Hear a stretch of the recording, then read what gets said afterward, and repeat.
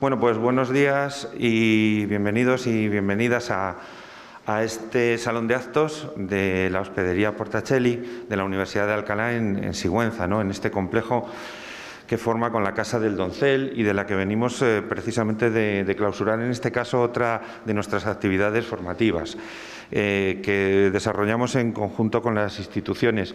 Nos acompaña el delegado de la Junta de Comunidades de Castilla-La Mancha en Guadalajara, Eusebio Robles, Rubén, que es el vicepresidente de Diputación, y Teresa Franco, también diputada de Diputación, que son los que sostienen la cátedra Manu Leguineche, gracias a la cual pues, podemos hacer tantas actividades.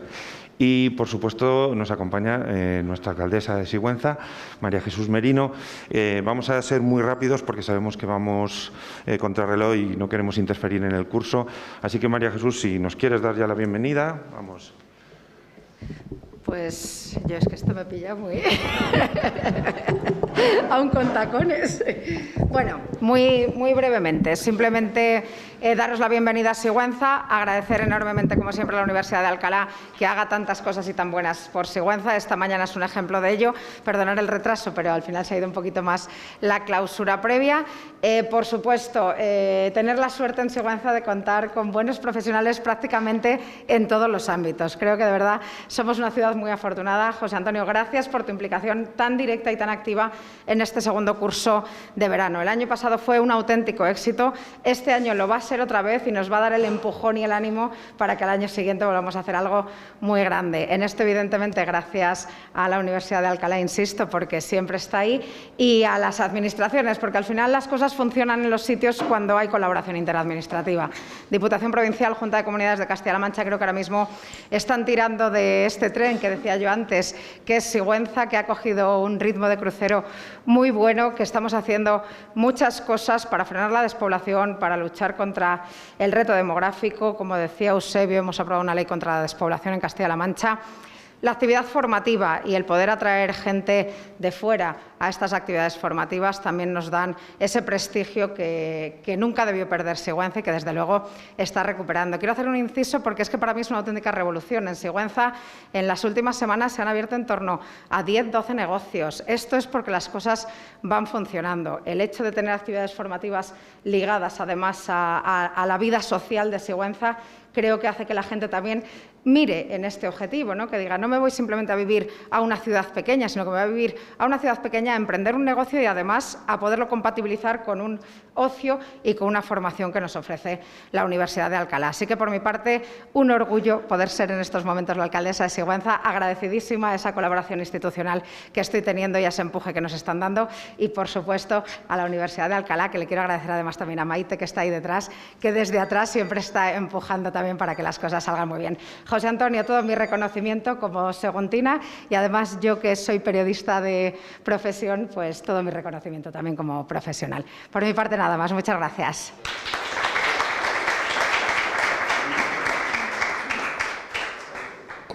Buenos días a todos y a todas. Yo no debería estar aquí porque nosotros no participamos aquí directamente, indirectamente colaboramos de manera permanente con la Universidad de Alcalá y, desde luego, con el Ayuntamiento de Sigüenza. Simplemente, bueno, pues veníamos a clausurar otro curso, como bien os ha dicho Carmelo, el vicerrector, y aprovechando que el Pisuerga pasa por Valladolid, pues nos hemos quedado también a saludaros, a poner en valor el trabajo que se está haciendo en un municipio como Sigüenza. Para los que no lo conozcáis o los que seáis de fuera, deciros que Sigüenza es esa cabeza tractora de esta comarca, una comarca que necesitaba mucho que se mirara hacia ellos y que no se estuviera de espaldas, y eso es importante, y eso es un trabajo que está haciendo la alcaldesa con su equipo. Una comarca que en niveles de población está muy por debajo de los niveles europeos que marcan desde luego bueno, pues esas cifras bajísimas, 1,2, 1,3 habitantes por kilómetro cuadrado, como podéis imaginar, mucho menos incluso que Siberia. Por lo tanto, el que Sigüenza quiera no solamente traer o atraer estos cursos, lo que acabamos de clausurar, el otro curso que acabamos de clausurar, pero todo ese potencial turístico y de colaboración entre las administraciones hace que la comarca mire a Sigüenza y que Sigüenza mire a la comarca. Y eso es muy importante para nosotros. Por lo tanto, agradeceros que estéis hoy aquí, que disfrutéis no solamente de Sigüenza, sino de la comarca y de la provincia de Guadalajara. Y poco más, dar la palabra al vicepresidente de la Diputación, que es, supongo, que quien tiene que cerrar. Muchas gracias, José. Muchas gracias y bienvenidos y bienvenidas a Sigüenza. Ya os ha dado la bienvenida la alcaldesa como anfitriona. Dar las gracias, por supuesto, a la Universidad de Alcalá, a la Fundación General de la Universidad de Alcalá y, por supuesto, a José Antonio por descubrir aquí en Sigüenza el segundo curso de reporterismo. La verdad que unir Diputación, Manu Leguineche, Universidad, es síntoma de gratitud, de honestidad, de trabajo y de profesionalidad. Y, desde luego, yo ligar la imagen y la figura, por supuesto, de Manu, cuando yo era muy pequeñito, porque yo soy alcalde de Torija y Manu pasó mucho tiempo en Torija, y recordar a Manu, cuando mi padre me lo presentó, me dijo, este es un gran maestro. Y ahora veo que lo es, por supuesto que lo es, y que vosotros estáis aquí gracias a que Manu pues, nos enseñó lo que había fuera de España, fuera del periodismo nacional, y desde luego poner en valor los enviados especiales, el periodismo internacional, que cuentan las cosas fuera de lo que de nuestro país, están en el detalle de lo que es la noticia. Y, desde luego, creo que eso es vital para el periodismo actual, contar las historias, contar la realidad en el sitio, y que, desde luego, que nos lo cuenten alguien que está, como digo, en el meollo del problema o del asunto o de la actividad. Así que, por eso, quiero agradecer, y siempre la Diputación lo va a hacer continuamente, trabajando con la Fundación Universidad de Alcalá de Henares y, por supuesto, con la universidad a través de esta cátedra. Y qué mejor maestro que siga sus pasos que José Antonio, que fue también premio en 2019 junto a los compañeros que en anteriores premios han sido galardonados. Y, bueno, pues hace poquito con Pepa Bueno, y que ya hemos convocado los novenos premios Cátedra Manu Leguineche, que se darán cita en Brigua en estos próximos meses.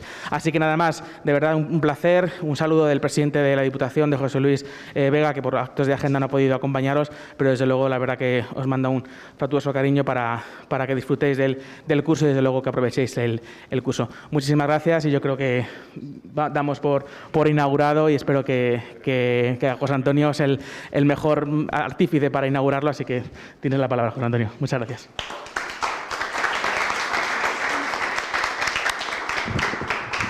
Pues nada, muy rápido. Estoy de suerte porque tenía un discurso bastante largo y lo voy a abreviar al mínimo.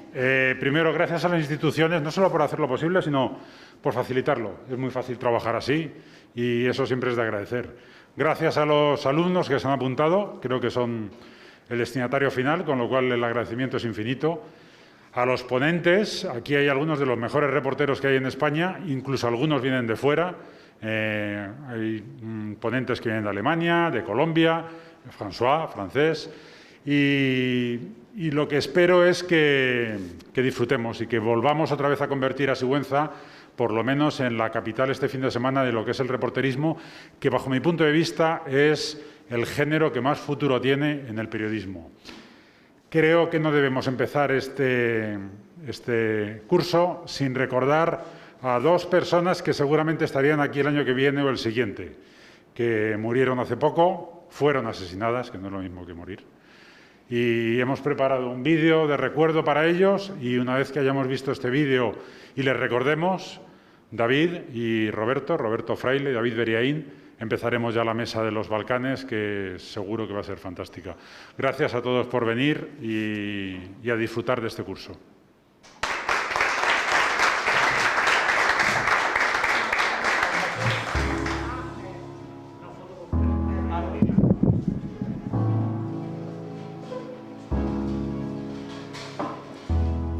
Bueno, yo creo que si te dedicas a esto tienes que tener muy claro el riesgo que conlleva.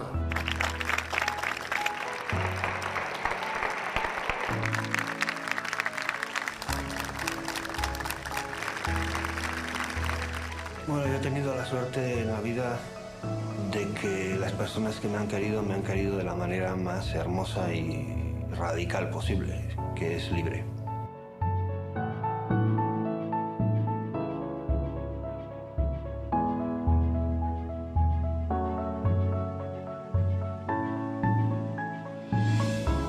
Y es como un martillo pilón que te golpea la cabeza y que te duele mucho y no sabes por qué, y es el miedo, ¿no?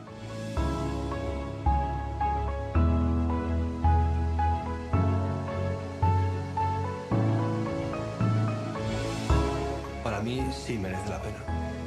Mucho. A mí me lo justifica casi todo.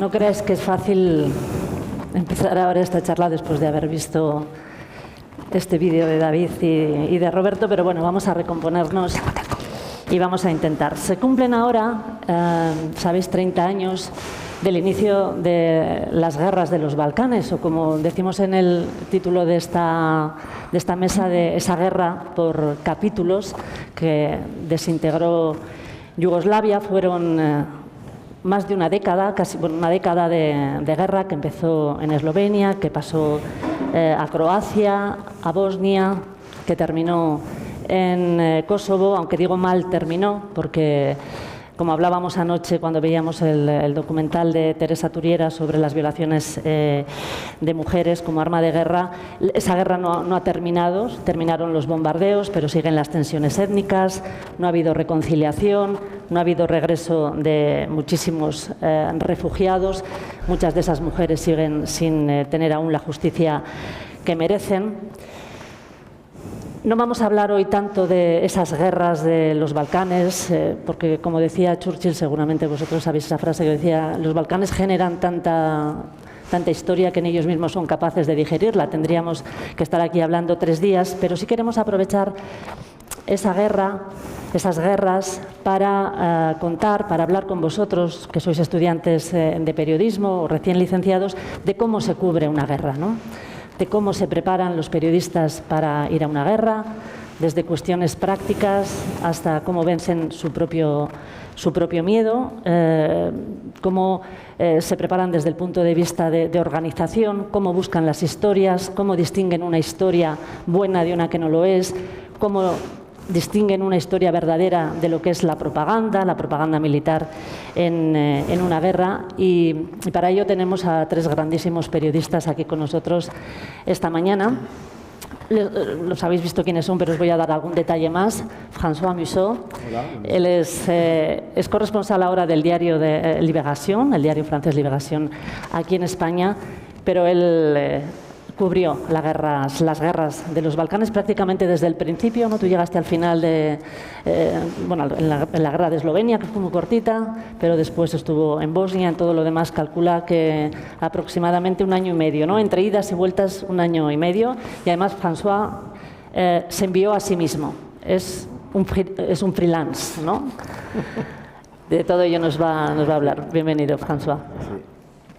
Alfonso Armada, él es el presidente de Reporteros Sin Fronteras y fue enviado especial del país a la guerra de Bosnia, sobre todo al cerco de Sarajevo. Estuvo allí en el año 92 y 93, pero después volvió, muchos años después, en 2013, un viaje que él mismo os contará también, que te costó casi la vida volver, sobre todo a Srebrenica, ¿no? Aquel lugar de aquella gran matanza de bosnios musulmanes. Y está con nosotros también Julia Arévalo. Julia es hoy la presidenta de la Agencia Europea de Fotografía. Ella vive en Frankfurt, es la que se refería Guardiola cuando decía que han venido gente de fuera, y ella fue corresponsal de la agencia EFE en Belgrado, sobre todo en la última parte, en la guerra de Kosovo, ¿no? Ella vivía en Belgrado, trabajaba para una agencia y al mismo tiempo era ciudadana de Belgrado, de la ciudad.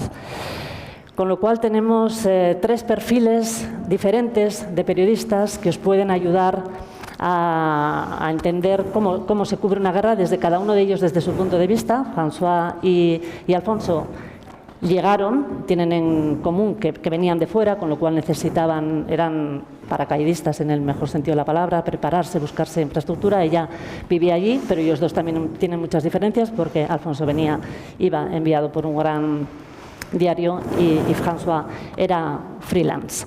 Yo voy a empezar un diálogo con ellos, pero como tenemos la suerte de ser poquitos, os daré la palabra al final, pero si queréis intervenir en cualquier momento, no os cortéis, ¿vale? Si ellos van hablando y vosotros queréis preguntar, os ha quedado alguna duda, levantar la mano. Yo creo que cuanto más vivo y más participación tengamos, mejor. Tenemos hora y media por delante, da para una buena conversación, pero os animo sobre todo a que participéis mucho y a que vosotros también les vayáis preguntando. Como suele dar buen resultado empezar por el principio, es por lo que voy a empezar un poco yo, ¿no? Estamos en el año 91 y en tu caso decides ir a la guerra a los Balcanes. ¿Cómo te preparas? ¿Qué es lo primero que haces? Vale. Para hablar voy a permitirme sacarme la mascarilla, que enseguida la vuelvo a poner en cuanto deje de hablar. En mi caso os pongo en contexto porque igual os interesa saber qué es lo que empuja a un chico joven a irse a la guerra. Tenías 25 años cuando fuiste, ¿no? Sí, tenía 25 años, acaba de salir, 27 creo, acaba de salir de la escuela de periodismo que había hecho en Estrasburgo, y yo lo que quería hacer es reportear. Yo quería reportaje, por eso había hecho esta escuela, quería escuchar las historias de la gente, viajar, escuchar lo que tienen que contar y poder trasladarlo de la mejor forma posible después. Entonces, en esta época tuve una suerte que al mismo tiempo es una suerte envenenada, porque cuando yo me disponía para ir, buscaba la forma. Yo salía de la escuela, había trabajado para un diario parisiense, hacía reportajes en París, pero yo quería salir. Lo que pasa es que cuando tú eres joven todavía no tienes un puesto de reportero en un diario, pues no te va a mandar nadie, con lo cual tienes que mandarte a ti mismo. Y la suerte que tuve, no sé si llamarlo así, o sea, podía haber sido una suerte que terminara mal, pero no terminó mal, menos mal, es que en aquel momento en que justamente quería ir, estaba con 2, 3 amigos que queríamos ir, y en ese momento hubo un periodista de una cadena francesa, creo que France 2, no me acuerdo bien, que había sido matado durante esa guerra. Que para daros una idea, esta guerra fue realmente una locura. Después, bueno, ha habido más como totalmente locas, pero yo me acuerdo que los corresponsales antiguos, la gente que tiene 60 años, con lo que estaba yo en Sarajevo, me decían que en esa guerra no se acordaba de una guerra en la cual se mataba a las enfermeras, a los periodistas, a quien sea. Entonces esto marcó mucho. Entonces había 1 o 2 periodistas franceses asesinados, o sea, matados, no sé cómo llamarlo, por unos snipers. Entonces las redacciones de los diarios, en general, de las televisiones, en este momento en que yo quería ir con algunos más, dejaron de mandar, porque no querían que se vaya a la muerte la gente que mandara. Y me acuerdo que entre nosotros era, vamos a aprovechar esta oportunidad de poder ir, porque ya no hay, si no mandan a nadie, pues vamos nosotros y les proponemos cosas como freelance. Yo me acuerdo que la pregunta era, entre los que íbamos, ¿tienes chaleco antibala o no? Y yo fui sin, además con una organización Farmacéuticos Sin Frontera era, que había contactado, que me permitió ir con una camioneta desde Burdeos, me acuerdo, hasta Zagreb. Y llegué a Zagreb sin saber nada, de nada, solamente sabía que quería ir ahí, sabía que la guerra en este momento en que fui fue Navidad de 1991 y llegué a Zagreb. Para daros una idea, ya había terminado la guerra de Eslovenia, que duró, como dijiste, una semana, ya, pero estaba muy dura, dando muy duro en Croacia, donde había dos frentes, en Osijek y en Vukovar, que son dos ciudades bastante limítrofes con Serbia y con Bosnia, digamos, de alguna forma. Pero digamos que hasta ahora ya eran ciudades de la Yugoslavia, no eran lugares de un país o de otro país, era Yugoslavia. Todavía en aquel momento era Yugoslavia, de hecho. Lo que pasa es que en la mente de los que atacaban desde Belgrado, Milosevic atacaba como ejército yugoslavo, pero al final atacaba como ejército serbio. Es lo que mucha gente no entendía. Los croatas lo habían entendido, pero en Bosnia todavía no lo habían entendido. Y de hecho, les costó muchísimo tiempo durante el cerco de Sarajevo. Yo hablé, no sé, Alfonso, lo que dirás, pero yo hablé con mucha gente que no sabían qué estaba pasando, cómo nuestro ejército nos está atacando. Bueno, pero no quiero mezclar. Vuelvo a cuando yo entro, que puede ser interesante para vosotros saber cómo alguien, un joven de 27, llega a una guerra casi sin, o sea, queriéndolo, pero ignorando todo lo que era. Y llegar a Zagreb, yo me acuerdo de esa ciudad tan maravillosa con los tranvías, estaba todo ordenado, dije, ¿dónde está la guerra, no? Y me dijeron, pues tienes que coger un bus para ir a Osijek, y me fui. Y no os voy a contar este viaje, sería para una historia larga, pero más o menos llegué a las 2 de la mañana, durmiendo, así, me dijeron, es el terminus, tienes que bajar ya. Y me di cuenta que toda la gente del viaje se había ido. Y llegué a Osijek a las 2 de la mañana, era el 23 de diciembre, por ahí faltaba poco para Navidad. Y escuché explosiones, y yo lo único que sabía de explosiones era el 14 de julio de mi fiesta nacional francesa, los cohetes artificiales. Y es lo único, pero noté que había algo en el timbre, la forma de mandar y los sonidos, había algo distinto a lo que había conocido de las fiestas. Y me acuerdo algo que me pasó por la columna, la médula espinal. Eso sí, algo muy raro, muy difícil de explicar. Algo que podemos decir como miedo o terror o algo, pero al final las palabras no representan lo que puedes sentir cuando sientes que hay como un baile de explosividad y tú no sabes muy bien de dónde va, dónde viene, si tú estás concernido o no. Lo único que supe es que a las 2 de la mañana el chofer me dijo, no puedes quedarte ahí. Yo no hablaba ni una palabra de serbo-croata, ni todavía hoy muy poco, y solamente dije, Zentrum, bit Zentrum.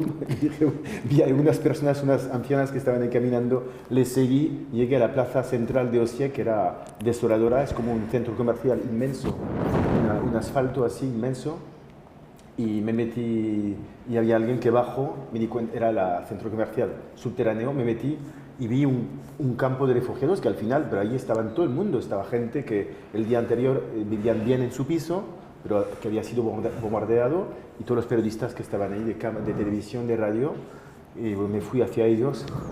Oye, ¿qué vais a hacer mañana? ¿Cómo se duerme? ¿Qué se puede comer? En fin, y empezó esta locura. Y una vez que estás dentro, la gente que ha estado en guerra lo sabe, una vez que estás dentro de un tipo de situación muy rara, lo único que puedes hacer es activar tu sistema de sobrevivencia y de encontrar soluciones constantemente para tú protegerte de alguna forma y sobre todo ir a buscar el material para bueno, ahora hablamos, sí, de ya sobre el terreno. Alfonso, a ti te manda el diario El País. Bueno, ¿Y qué es lo primero que te hace la cabeza cuando buenos te días dicen? Y gracias por la invitación.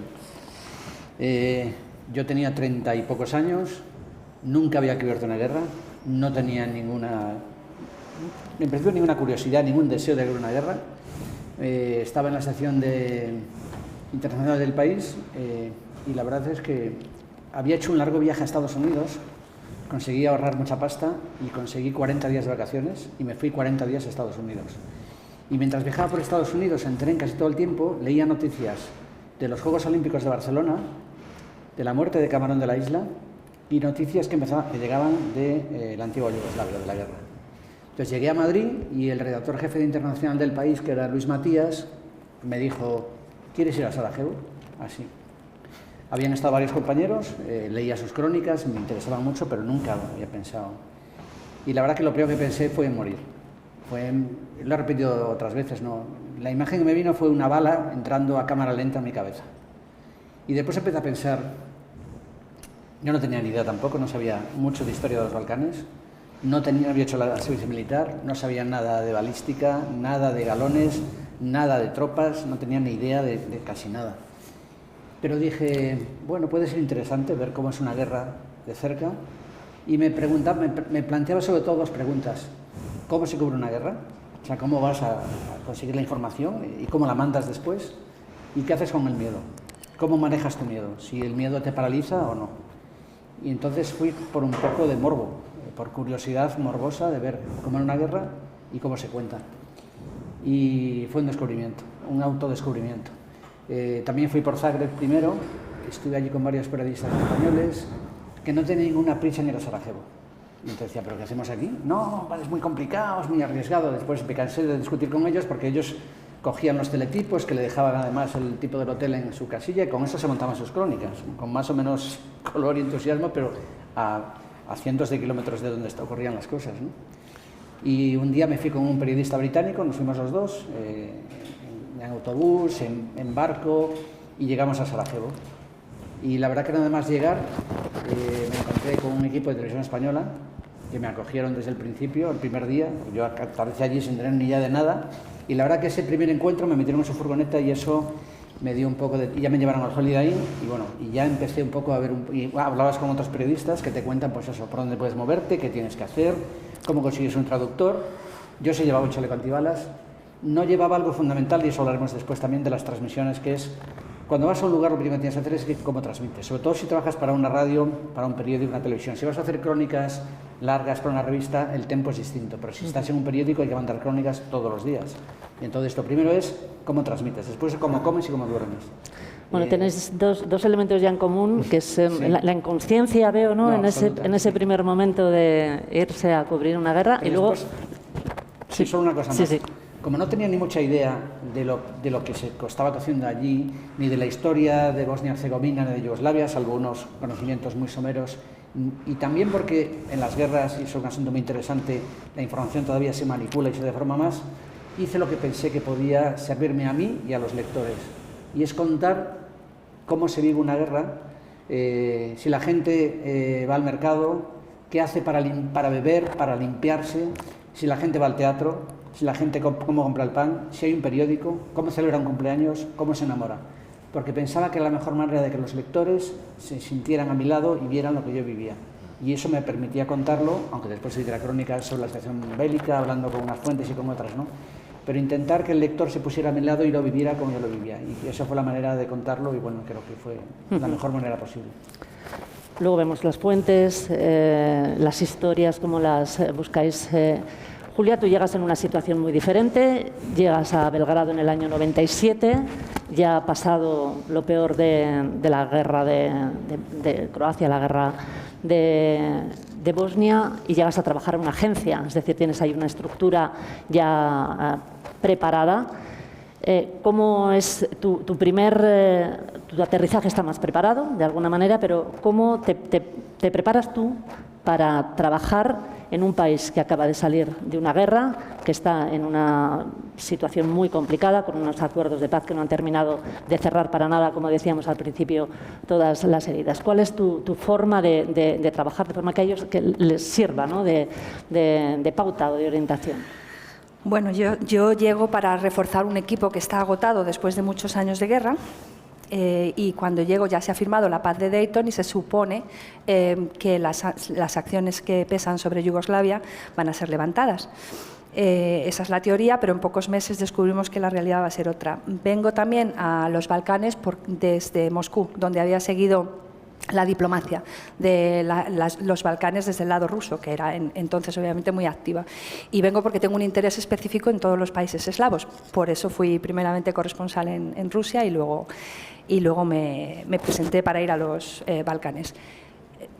esto significa que, claro, cuando vives ahí tienes un interés previo por los lugares que vas a cubrir, tienes un conocimiento previo de la historia de esos lugares porque te preparas, y también tienes un conocimiento del idioma, porque si no, no puedes hacer tu trabajo, ¿no? Entonces, sí, me envió EFE, la agencia EFE, y en pocos meses se volvió a... No sé si me estoy perdiendo un poco sobre tu pregunta original, pero en fin, pensábamos que íbamos a levantar las sanciones, pensábamos que ya todo era cubrir la posguerra de Bosnia. Mi primera cobertura, de hecho, fue fuera de Belgrado, ir a las elecciones municipales primeras que se celebraban en Bosnia. Ves lo que ha ocurrido en el país, ves los destrozos, ves el odio enconado, ves la desesperación. La destrucción, ¿no? Es terrible, pero bueno, y ves a la comunidad internacional intentando, que entonces se decía, intentando hacer unos esfuerzos un poco absurdos por conciliar a personas que se acaban de matar en una guerra, por obligarlas a celebrar unas elecciones un poco inverosímiles, por obligarlas también a cumplir unos acuerdos de paz que también plantean un futuro territorial, político, bastante improbable, ¿no? Y así fue mi llegada. Estáis ya sobre el terreno, hay que contar historias. El periodismo ha cambiado mucho en estos 30 años. El periodismo, me refiero a la forma de transmitir. Vosotros teníais unas dificultades que ahora quizás ya no estén. La tecnología ha traído otra forma de hacer las cosas, pero la esencia del periodismo, y no digo ya del buen periodismo, sino del periodismo que cuando es de verdad es bueno, tiene que ser la misma, ¿no? Tiene que ser buscar información, dar un contexto, buscar historias y contarlas, ¿no? Y es lo que quiero ahora que les contéis a ellos. Tú llegas, ¿cómo buscas una historia? ¿Cómo distingues una historia de algo que no lo es? Hola, buena pregunta. Sobre todo en la guerra ahí hay que estar como muy atento, ¿no? Yo creo que estar atento es, yo creo que la calidad principal, porque yo me acuerdo, por ejemplo, tengo en la retina y en la memoria, estando en este lugar que os dije. Entonces yo, no estamos en Sarajevo todavía, estoy en la parte croata, después ir a Sarajevo durante el cerco. Pero, por ejemplo, un ejemplo en Sarajevo, durante el cerco. Yo estoy en un hotel, me he ido como 4 veces en Sarajevo, un mes, vuelvo, tal. Y porque reconozco que más de un mes era poco soportable, al menos para mí. Y en el hotel donde estábamos, que el hotel, no me acuerdo, el Hotel Europa se llamaba. La primera vez estaba entero, cuando volví faltaba una planta, cuando volví faltaba 2, y al final fuimos a casa de otra gente porque el hotel quedó destruido. Pero en este hotel, la segunda vez que fui, me acuerdo bien lo digo para intentar contestar a tu pregunta de cómo se consigue una historia, porque hay que estar un poco al acecho de cualquier cosa que pasa. Estábamos cenando con hay una mesa del gran comedor del restaurante de este hotel, y de repente estábamos comiendo entre los reporteros que están ahí, freelance, y los que estaban de televisiones, etc. Y de repente vienen unos tipos en uniformes militares, eran unos milicianos que iban a supuestamente defender Sarajevo, pero no me acuerdo el nombre del tipo, pero el tipo no era Arkan, era alguien de la órbita de Arkan, pero era croata, un criminal absoluto. Lo que pasa es que se sabe que en esas guerras, en esta guerra de los Balcanes, ha sido un momento fantástico para esos criminales anteriores, delincuentes, asesinos a sueldo, que han sido sacados de cárceles, como Arkan, efectivamente, el lado serbio, pero en el lado croata también ha habido. Y bosnio también. Entonces, de repente llega este chico y teníamos la información sobre él, un tipo súper delgado, una cara como fantasmagórica, se sienta con 3-4, ponen la Kalashnikov o las armas en la mesa, y de repente estamos nosotros al lado. Entonces, me preguntas, ¿no? Obviamente tú ves un tipo así y dices, pero eso es una historia maravillosa, o sea, acércate a él solamente porque el tipo se había convertido en un héroe de la defensa de Sarajevo, cuando el tipo era un criminal de guerra, directamente. Pero bueno, en esa época defender Sarajevo era lo más, con lo cual él estaba catalogado entre los buenos, ¿no? Y me acuerdo haberme acercado a él con el corazón latiendo porque no sabes qué va a hacer. Además tenía tres hombres que eran bastante peligrosos, jóvenes, la mayoría de ahí, de los, no sé tu experiencia, pero yo tuve experiencia horrible con milicianos de 16, 17, 18 años que no tenían límites y podían hacer cualquier cosa bajo el efecto del alcohol. Y menos mal, porque se pusieron violentos contra nosotros. Y él, este chico, que tenía algo de... dijo, no les hagan daño, tal, estoy dispuesto a contestar a preguntas. Bueno, entonces, para contestar, por ejemplo, me acuerdo de haber hecho esa entrevista con este hombre para un diario, el diario La Croix, que era un diario, bueno, todavía es un diario católico importante, y hice creo que empecé mi primer reportaje en Sarajevo, el segundo, tercero, fue una entrevista con este hombre. Y me sentí mal durante toda la entrevista, porque ¿qué puedes preguntar a un tipo? Oye, ¿cómo fue tu vida antes de llegar a esta guerra? No quiero hablar de esto. ¿Vale? Había además un traductor que se improvisó, porque él no hablaba otra cosa que salvo croata.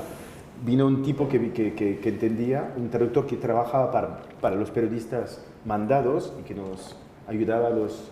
Porque eso es un tema, cuando eres freelance, cuando quieres hacer un tema, ¿qué traductor usas si no tienes el dinero para pagártelo? Con lo cual aprovechas un poco todo lo que hay y es verdad que hay mucha solidaridad general entre los reporteros que nos vamos.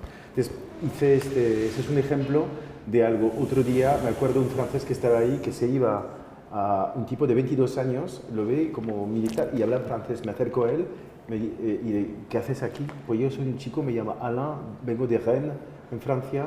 No sabía qué hacer de mi vida, de repente sentí la causa de Sarajevo, se vino directamente al solo, como la gente que venía en España, los brigadistas. Pero venía a luchar, a formar parte de la guerra. Causa, yo sé que la causa de la libertad está del lado de los bosnios que defienden, bueno, los bosnios, la gente de Sarajevo que defienden Sarajevo contra el acoso de Milosevic y del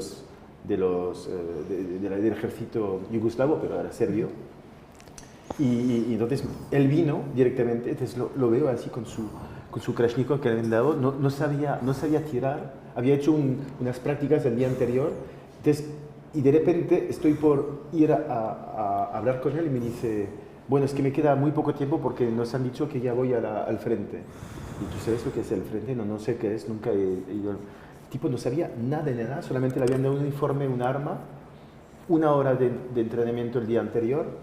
E iba. Entonces me acuerdo un reportaje, un tema frustrado porque tuve, yo creo que solamente 20 minutos con él, pero intenté sacarle todo lo que podía y de hecho este chico nunca volvió. Entonces tenía las últimas palabras de un chico que vino por una causa sin saber muy bien por qué ni cómo y que al final pues dejó su piel ahí. Alfonso, tú nos contabas que quisiste centrarte en cómo la gente puede llevar una vida normal en una serie. Es muy importante, François, que es prestar atención, estar muy atento. Las historias están ahí y hace falta estar atento para captarlas. El mismo chofer. Yo, la verdad, como llevo en el país, tenía dinero para contratar. No tanto dinero como los anglosajones, que tenían su coche blindado y sus traductores y todo. Una cosa ¿ese chofer lo contrataste desde Madrid o lo contrataste allí? Solo para que ellos sepan un poco cómo allí mismo. O sea, tú llegas y allí haces tus... hablando con periodistas, porque he trabajado para otros periodistas y contraté una traductora, Alma, y un chofer, Haris. Bueno, pues ellos eran una fuente impresionante, porque Haris un día me dijo, oye, esta noche voy a hacer una fiesta de cumpleaños. Y dice, claro, me voy con Haris, porque era cuando había toque de queda, pues nos escapamos del hotel y con Haris por la noche, sorteando las calles y fuimos a la fiesta de cumpleaños de Haris y claro, había un grupo de gente allí de Sarajevo celebrando el cumpleaños, entonces la plena guerra tenía una dimensión extraordinaria. O Alma un día que nos dice que su madre ha muerto. Entonces vamos a su casa y vemos a su madre tirada en el suelo, no había ni ataúdes para meter a la gente. Entonces la historia de Alma, aunque era tu traductora, pues había una historia de cómo no había madera para enterrar a los muertos. Y van surgiendo historias, porque claro, todos los días ibas a un Profor, que era la misión de Naciones Unidas, donde había la rueda de prensa y contaban un poco incidentes del día. Y todos los días iba al depósito de cadáveres para ver cuántos cadáveres había. Entonces era una especie de rutinas de cada día. Pero esas no eran las historias que a mí me interesaban más. Me enteré un día que había una obra de teatro. Entonces me fui a ver una obra de teatro en Sarajevo. Entonces fui allí, hablé con los actores, hablé con el director y fui al estreno. Entonces, porque era maravilloso unos actores haciendo teatro, diciendo, ustedes porque están haciendo teatro y no están en el frente. Entonces, toda la explicación, pues una historia que era muy reveladora y algo que podría ser más interesante que contar el parte bélico del día. Y las historias están ahí, pero igual que están aquí en Sigüenza o en cualquier historia, porque las historias son todas historias locales, son historias de gente que le pasan cosas. con el agravante de que en la guerra todo tiene una dimensión y aparte hay un interés internacional, ¿no? Entonces, creo que están ahí, basta pues eso, tener tu radar muy atento para buscar historias que surgen constantemente. Y Julia, el papel de una agencia en este caso es dar todos esos datos que no dan las historias de los enviados especiales, que aportan su propio testimonio de lo que están viendo, o cuál fue el papel de la agencia EFE y de tu trabajo en la guerra de Kosovo, que es lo que tú viviste sobre todo. Bueno, yo creo que merece la pena decir, aunque sea una obviedad, que de esto hace muchos años Internet no existía.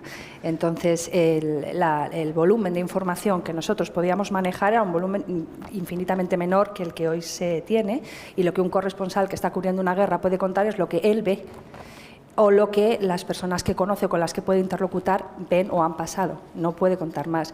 Y después está toda la maquinaria de las propagandas, la propaganda de cada uno de los bandos, metiendo su mentira e intentando distorsionarte la visión de la realidad. Entonces, tienes que hacer un constante ejercicio, hay que ir con mucho cuidado con la propaganda, evidentemente teniendo una oficina, como era el caso en Yugoslavia. Primero seguíamos la propaganda, en este caso de la OTAN.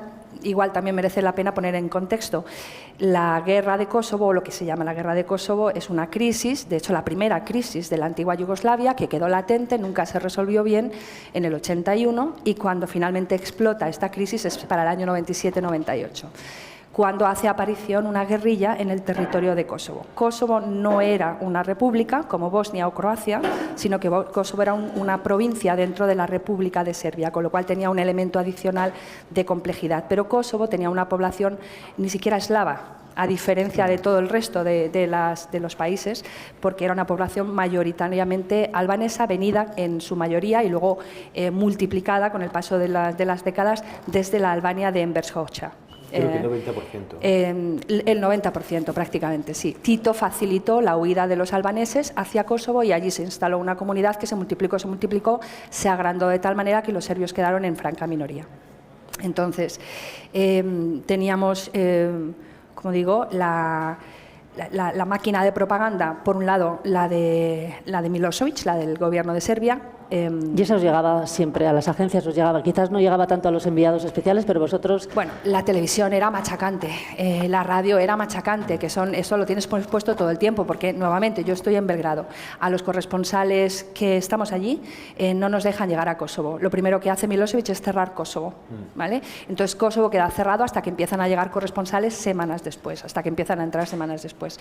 De tal manera que la información que venía de Kosovo era la que podíamos conseguir al teléfono con las personas que conocíamos, con un corresponsal bastante justito que la agencia EFE tenía entonces allí, un periodista deportivo que se convirtió en periodista de guerra así, pues de esta manera, y entonces la televisión y la radio constantemente, y lo que nosotros podíamos ver en Belgrado y vivir en Belgrado. ¿Qué es lo que vives en un primer momento? Cuando ese conflicto que deviene en una suerte de hostilidades durante un tiempo bastante largo entre la guerrilla albanesa, kosovar albanesa y la policía y el ejército serbio instalado en Kosovo, hasta que finalmente la OTAN toma la decisión de bombardear todo el país para poner fin a ese conflicto. Entonces, desde Belgrado, lo que vives son los bombardeos en Belgrado, para empezar. Tienes que aprender primero a ubicarte, dónde está pasando, porque lo que ves son, efectivamente, los ruidos, esos estallidos que son distintos, como tú bien dices. Oyes, de hecho, porque bombardeaban Belgrado desde el Adriático, entonces oyes el silbido de los misiles mucho tiempo antes de que los misiles exploten. No sabes dónde van a explotar, pero lo oyes. Esa parte casi da más miedo que la explosión, porque no sabes dónde va a caer. ¿No? Exactamente. Y luego, pues desde nuestra oficina, la agencia EFE tenía una oficina privilegiada en ese sentido en una planta número 11, con lo cual teníamos y tenía un una distribución en L, lo que nos permitía una gran panorámica una visión panorámica de la ciudad, de tal forma que por donde se veían las luces, ¿no?, de la explosión, podíamos más o menos aventurar dónde se producía la explosión. Y también por el impacto en el suelo. Si eran, cuando la OTAN atacaba, por ejemplo, objetivos a profundidad, eso se notaba mucho en el suelo de la ciudad y en el temblor que todos percibíamos, ¿no? Entonces vas aprendiendo a ubicar, esto ha sido aquí, ha sido tal instalación militar, y en un primer momento todo sucede como en las afueras. No sucede en el centro. Después, entonces, la experiencia es distinta que según se van aproximando los ataques al centro de la ciudad o a objetivos que ya igual no son ya tan militares y a lo mejor se aproximan más a objetivos civiles como la radiotelevisión serbia, que fue bombardeada en el centro de la ciudad, o la embajada china, que fue bombardeada también en el centro de la ciudad. Eso ya lo ves muy cerca. Eso ya asusta un poco más, sobre todo a las familias. Ahí sí que hubo mucha propaganda, ¿no? Porque primero la OTAN dijo que era un error, pero luego se supo que, los chinos estaban ayudando a Milosevic. Estaban ayudando a Milosevic, sí, por eso fueron atacados. La propaganda era triple. Estaba la propaganda de los albaneses, de la guerrilla.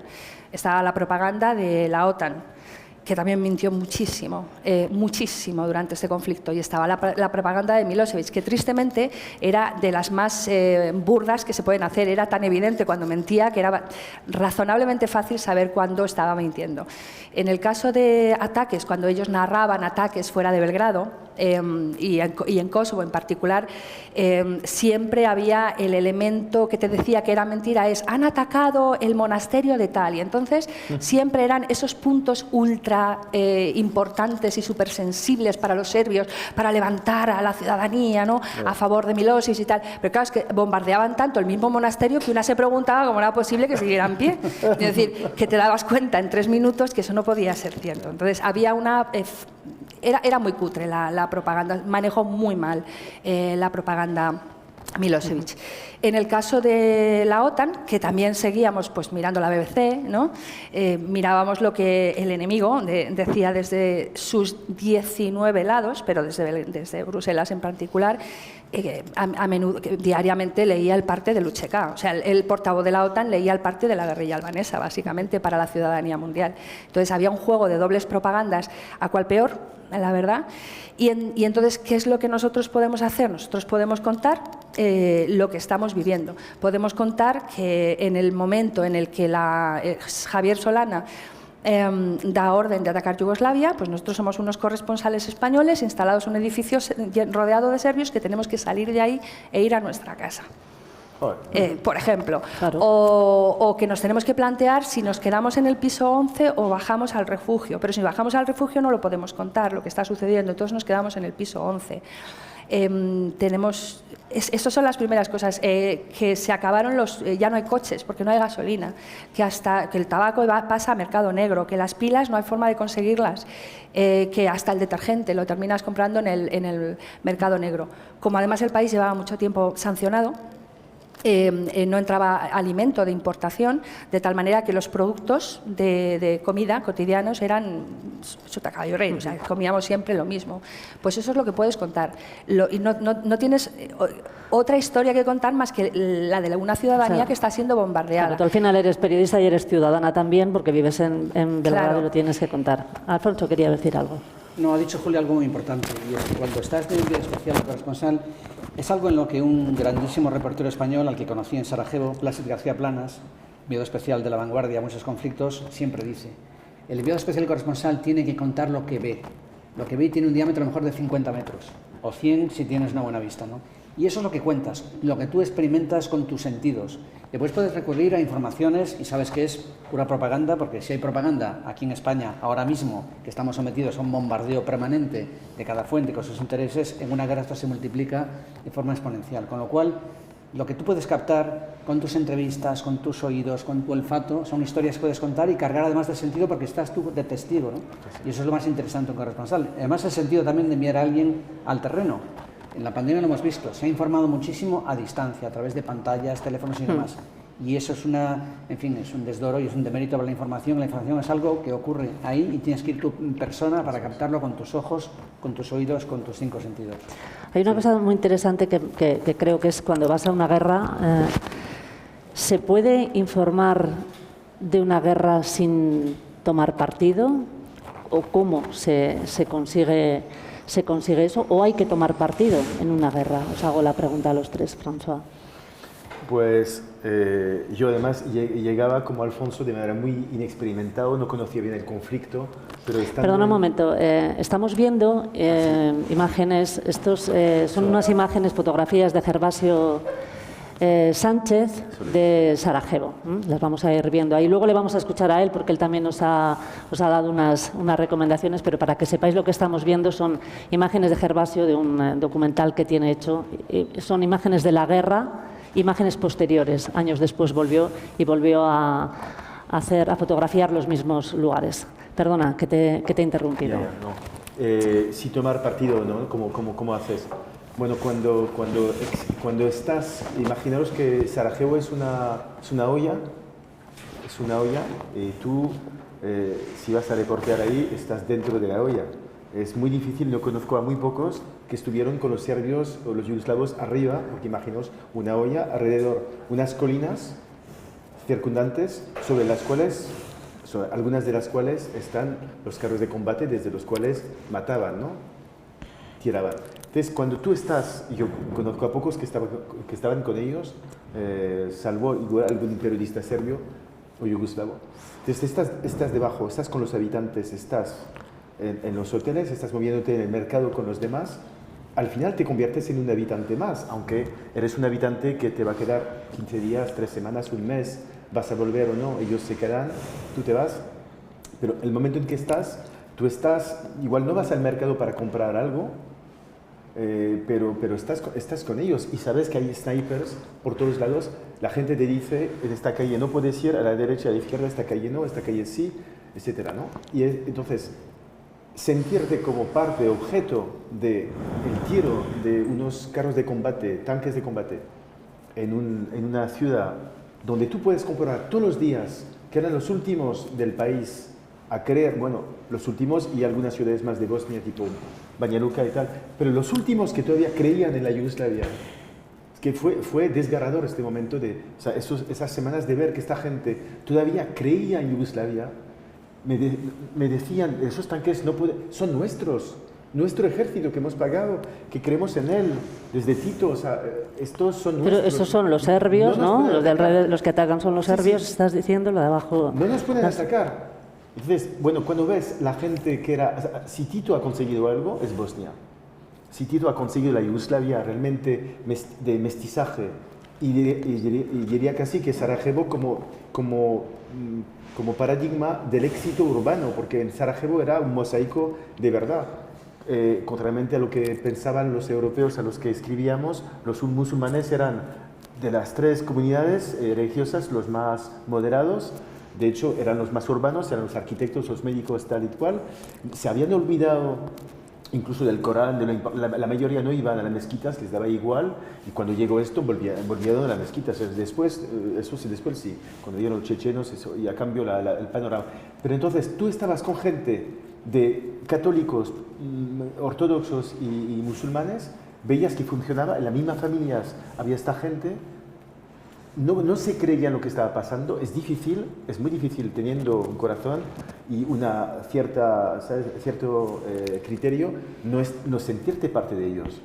Estás un cerdo como los demás y veía, yo estuve viviendo en una casa de una familia durante un tiempo y había unos miembros de la familia que cada noche se iba a una milicia que habían quedado cerca del mercado, para de noche, a las 6, 7, 8 de la noche, iban subiendo, una cosa de locos.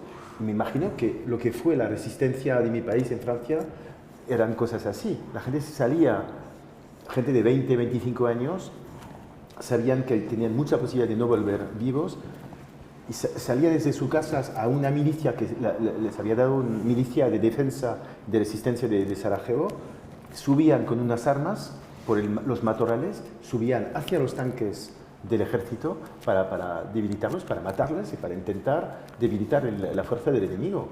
Y yo me acuerdo una vez, desde el Hotel Europa donde estaba, se fueron así como 25 y ellos volvían a las 6, 7 de la mañana. Y creo que volvieron 12 o 13. Entonces, ¿cómo es difícil sentirte como no estar con ellos? Y efectivamente es un tema, porque cuando escribes o relatas después en la radio, es muy difícil. Yo creo que como Alfonso, pues intentar contar lo que has visto, al final, mi director jefe me decía siempre, la gente que me encontraba me decía, cosas escuchadas, cosas vistas. Y me gustaba eso. Alfonso, ¿se puede ser imparcial? ¿Se debe? Un periodista no es un activista.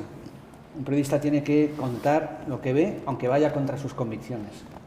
Y esto es algo que se puede hacer, que exige esfuerzo. Evidentemente, cuando estás compartiendo con los vecinos, con los señores de Sarajevo, las mismas vicisitudes, con más ventajas porque tú entras y sales, tienes un pasaporte. Y además vives en un hotel y, bueno, aunque no había mucha comida, pero bueno, tenías agua más o menos, ¿no? Pero compartes el peligro, el miedo a morir y estás con ellos, con lo cual evidentemente acabas generando una simpatía con la gente en la que está padeciendo, y además cuando es manifiestamente injusto lo que está ocurriendo ahí. De hecho, cuando fue Susan Sontag o cuando fue Goiti Solo, decían, bueno, fueron allí porque les parecía inaudito que en Europa se estuviera masacrando a una ciudad como Sarajevo. Pero, de todos modos, cuando escribes tienes que intentar ser lo más ecuánime posible, es decir, no hablar abiertamente. Y el mismo relato de la historia, contándolo con todo detalle, creo que al final el lector saca sus conclusiones. Es decir, tienes que evitar adjetivar o decir de dónde está la razón. Cuenta las historias, solo con contar con la gente que se jugaba la vida para conseguir agua, o una cola del pan era bombardeada, pues al final, bueno, creo que eso habla por sí mismo, ¿no? Yo descubrí algo en Sarajevo. Yo antes de Sarajevo era, como muchos jóvenes de mi generación, pacifista a ultranza. Y dejé de ser pacifista en Sarajevo. Porque me di cuenta que cuando eras pacifista y ponías a todos, a los verdugos y a los senos igual, estabas siendo cómplice de los verdugos. Sí. Entonces, veías que en este caso, y de hecho, ¿cómo acabó la guerra de Bosnia? Cuando después de la matanza de Srebrenica, Clinton dijo, esto se ha terminado, y bombardearon las posiciones serbias y la guerra se terminó. Pero claro, tardaron tiempo, que al final el país se destruyó por completo y ese espíritu multiétnico y multicultural de Sarajevo se rompió en pedazos, ¿no? Por haber tardado tiempo en intervenir, ¿no? Julia, tú vivías, además de trabajar, vivías en Belgrado.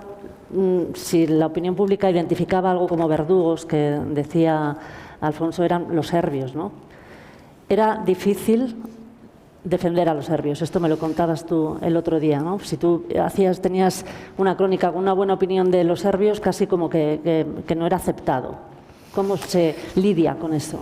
Bueno, yo creo que lo que ha dicho Alfonso es muy importante. Uno puede tener una opinión o una simpatía, pero tienen que intentar evitar que esto se vea en lo que escribe o lo que cuenta. Eso es esencial, porque si no perdemos, o sea, si nos ponemos de un lado, hacemos muy mal nuestro trabajo. Obviamente somos seres humanos y obviamente tenemos a lo mejor siempre una simpatía por un bando u otro, en teoría. Yo puedo decir, por ejemplo, que tuve escondido en mi casa a un montenegrino que quería evitar ser llamado a filas, cuando fueron llamados a filas, hasta que pudo conseguir salida a Montenegro, porque en el momento en que empiezan los bombardeos ya se sabe que la mayor parte van a caer sobre Serbia y va a haber menos en Montenegro. Entonces, esto es lo que haces como ser humano. Ahora, como periodista ni lo cuentas ni lo fomentas, es decir, tienes que contar lo que está sucediendo y tienes que contar cómo lo vive la gente que lo está viviendo, no puedes contarlo como lo viven desde fuera. Entonces, ¿cómo vivían los serbios lo que sucedía? Primero, es una ciudadanía que lleva ya 9 años o 7 años, desde el 91-92, ¿no? Hasta el 99, cuando suceden los bombardeos, siendo considerada criminal. Los únicos y exclusivos culpables de la guerra. El momento ya es tan absurdo que la mitad del mundo ha olvidado que en Bosnia las primeras hostilidades fueron de croatas y musulmanes, ni siquiera de serbios. El mundo, por supuesto, ha olvidado que creo que Milosevic y Tudjman, los dos presidentes de Croacia y Bosnia, se han repartido Bosnia. Hay un montón de olvidos ya. Entonces, el serbio es el malo por definición. Y claro, imagínate cómo puede vivir eso una persona serbia. Es decir, ¿y yo qué he hecho para ser el malo por definición? Sí, hubo criminales, hubo locos, sí, la guerra convierte a los hombres en animales salvajes. Esa es la verdad. Y los convierte en todos los bandos.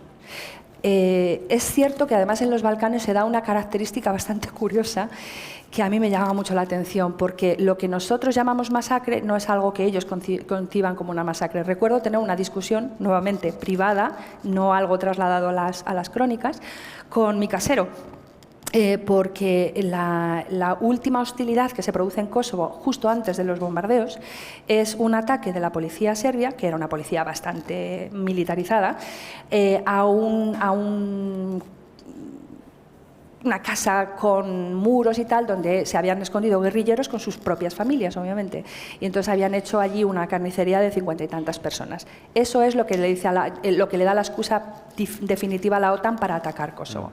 Y entonces yo recuerdo haber dicho, jolí, que han muerto un montón de niños ahí. A ver, esto ha sido una masacre. ¿No masacre? ¿Cómo masacre?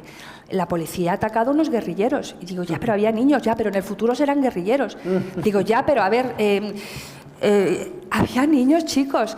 Esto ha sido una masacre. No. Y lo que me vino a decir fue como, si no arrancamos los hígados y los ojos, esto no es una masacre. Fueron tiros limpios, porque fueron efectivamente tiros limpios. Fueron tiros en la cabeza en aquella ocasión, ¿no?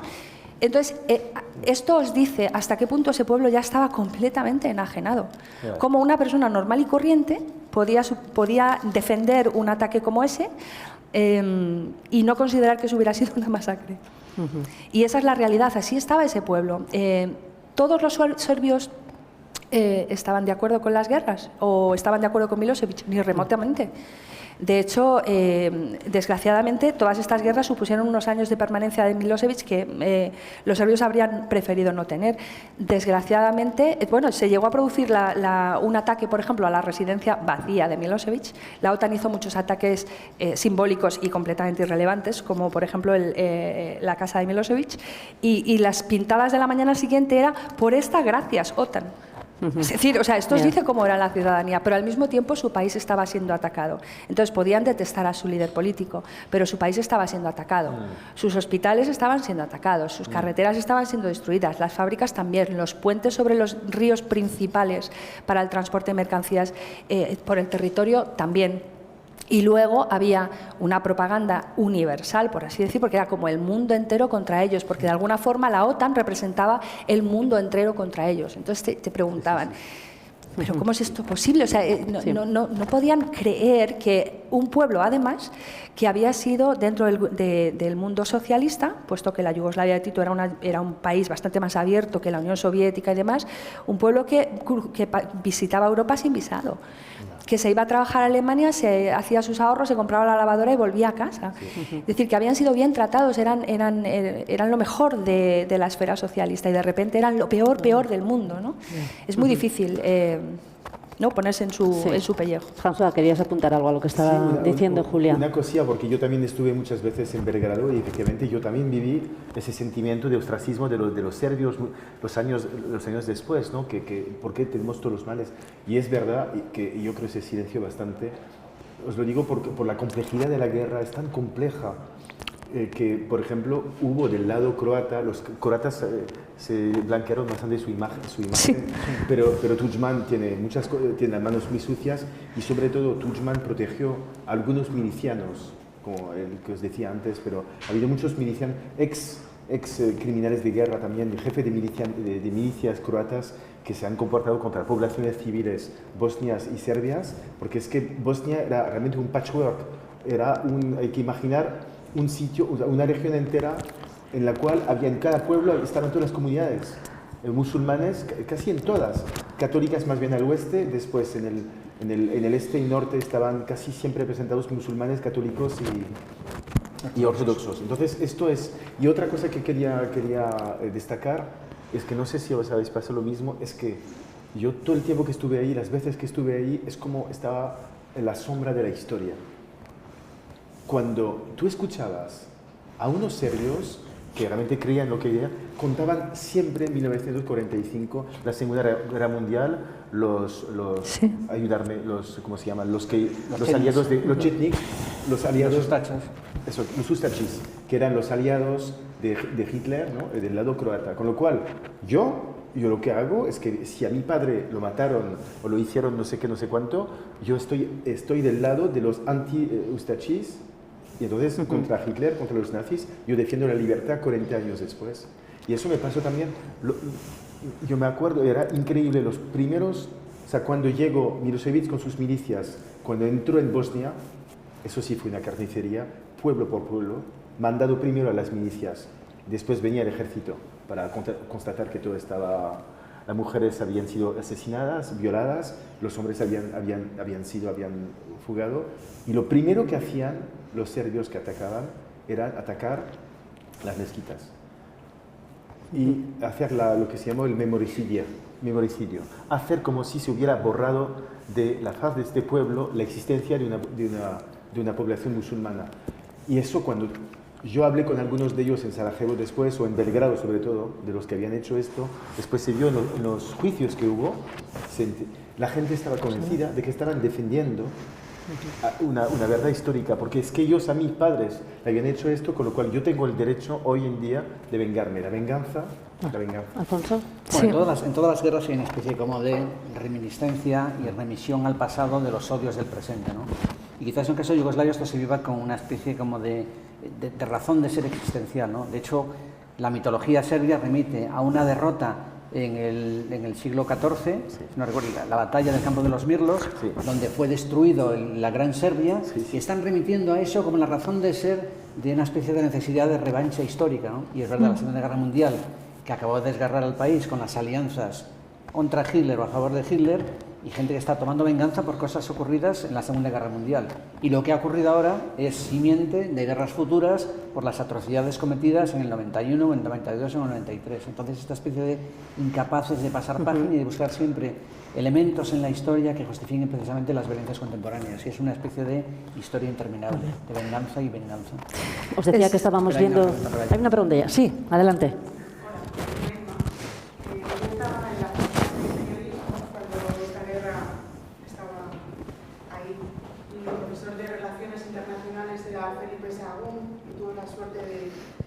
De conocer pues, muchas cosas y también recuerdo a Alfonso Rojo, porque fue uno de los periodistas que estuvo allí en aquella guerra. Era una guerra diferente, pero a mí me gustaría que como corresponsales de guerra, estamos en un curso de reporterismo que lleva el nombre de Manu de Guineche.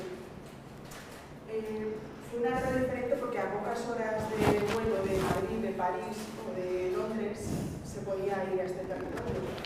Ahora hay guerras que no interesan, que los medios no incluyen en sus informaciones, excepto quizás Televisión Española, que tiene más recursos para ellos, ¿no? Y me consta que los periodistas que estáis allí, los corresponsales, tenéis dificultades para vender vuestras crónicas.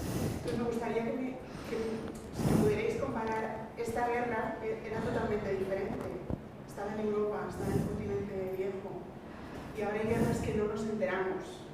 Entonces, ¿cuál es esa diferencia? En un contexto de reporterismo, como personas, como corresponsales, como trabajadores de la información, ahora, pues, quizás Alfonso, como representante de una organización que trabaja en esto, ¿cómo se está trabajando ahora en eso? Gracias. Yo la diferencia fundamental es precisamente el kilómetro sentimental. Es decir, que una guerra ocurra en suelo europeo, al final, porque todos somos racistas, aunque no queramos reconocerlos, pero que estén matándose en Europa a muy poca distancia, de Italia, de Suiza, de Austria, al final hace que, bueno, que nos afecte muchísimo más porque tenemos una simpatía con gente que se nos parece mucho a nosotros, ¿no? Es una película de Aranoa que cuenta un episodio de guerra de Bosnia y está rodada en Granada. Y al final los extras pues parecen bosnios como podían ser españoles perfectamente, ¿no? Entonces la cercanía sentimental hace que pensamos que esta guerra es distinta. Esta tiene muchas características, la guerra de Bosnia. Primero porque fue una guerra, se ha comentado algunas veces, es una guerra que ha sido de las guerras mejor cubiertas, quizá porque era después de la Segunda Guerra Mundial, cuando se hizo la promesa de que no se iba a tolerar nunca más la limpieza étnica, de repente en suelo europeo estalla una guerra en la antigua Yugoslavia.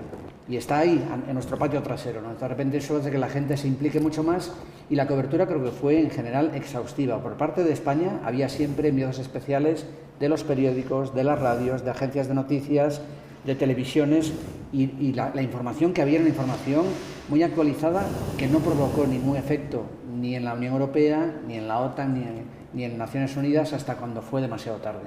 Entonces esto creaba cierta incomodidad. Yo creo que las guerras al final, y la tendencia que estamos viendo es cada vez menor cobertura. También porque las guerras han cambiado mucho. En el caso, por ejemplo, de Siria, ha hecho que la cobertura, así como en Sarajevo es verdad que mataban periodistas, enfermeras, pero en el caso de Siria los periodistas se han convertido en objetivo directo, sobre todo en todas las milicias que combaten al régimen de Al-Assad. Ha habido 6 periodistas españoles secuestrados, maltratados, torturados, por los que les pagó un rescate para poder sacarlos de allí. Periodistas anglosajones han sido asesinados en pantalla para difundir el terror, ¿no? Y Afganistán. Sí. Y Afganistán también, pero bueno, en el caso de Siria es quizá emblemático. Entonces, la cobertura se ha reducido mucho, muchas coberturas están limitadas ahora a freelance, que van sin ningún tipo de garantía, sin el compromiso de que sus historias van a ser compradas, corriendo riesgos económicos y físicos inauditos. Entonces creo que y hay guerras que están completamente fuera de órbita y a las que no se muestra ningún interés. Es una tendencia bastante lamentable que hemos denunciado en Reporteros Sin Fronteras, que las grandes empresas informativas se gastan menos en corresponsales, en medios especiales y hay guerras muy mal cubiertas, completamente ignoradas. ¿Quién más pregunta? Y como viaje interior, ser corresponsal al principio decíais que ibais a saber dónde ibais. Estamos grabando para que que es un viaje interior, ir a una guerra. Vosotros decíais al principio que no sabíais muy bien lo que ibais. ¿Hay un antes y un después de esta guerra en vosotros, como huella personal? Si queréis responder. Entiendo que es una pregunta personal. Yo simplemente, va a ser muy sencillo, simplemente yo no sabía lo que era la prevención de la muerte antes. Entonces yo he pasado por 4 o 5 momentos donde realmente la muerte te pasa muy cerca. Obviamente de por vida después te sientes de una fragilidad absoluta y sientes que lo que te contaban a los 27 años, la muerte es todavía una cosa muy abstracta, ¿no? Entonces ahí se me hizo a mí muy real, muy real. Me acuerdo una vez cuando, la cosa que todavía me provoca una cosa horrible es entrando en Pale. Pale era una pequeña ciudad, ni siquiera era un pueblo. A lo de Sarajevo.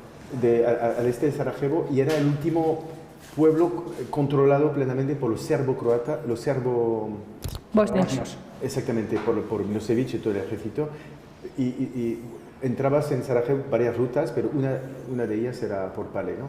Entonces me acuerdo, Pale era complicado porque nos entramos ahí, íbamos hacia Sarajevo, en un hotel ahí totalmente ocupado por milicianos serbios y, en fin, de lo más peligrosos, súper jóvenes. Yo estaba con un chico que después fue rehén en Afganistán, el pobre, y nos pusieron así contra el coche, ¿no? Decían que bueno, hacer el último rezo, ¿no? Antes de morir. Y me acuerdo, nunca olvidaré en mi vida como uno de ellos tenían 16, 17 años, ¿no? Y cogieron casi la mitralleta, hicieron... Y después escuché un estallido de risa, de carcajada absoluta, ¿no? Era la forma de decir, yo hago lo que quiero, lo que me apetece. Entonces, a tu pregunta, viaje interior, pues haces un viaje interior sobre lo muy tenue que es la vida, lo que tantos africanos y tantos latinoamericanos y tantos asiáticos saben a diario. Nosotros en nuestra Europa de los 30 años que fueron increíbles, no sabíamos. La muerte nos parece como una cosa muy, muy lejana, el confort nuestro es tal, y de repente pues estás en una situación en la cual pues una bala por aquí, como la bala que te entraba lentamente pues hay balas que realmente a mí tuve bastantes veces balas que me pasaron por ahí. Entonces, bueno, llegas temblando y sabes que todavía estás vivo. Vuestro viaje interior, Julia.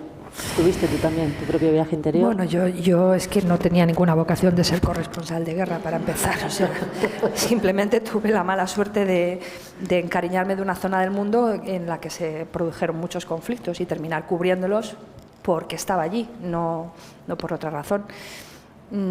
A mí me dijo mucho pues esto sobre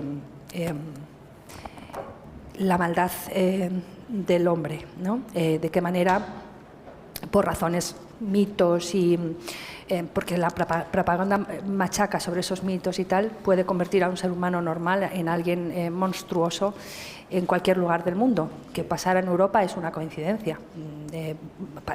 Sigue pasando, constantemente pasa en todos los sitios, la guerra está ahí constantemente.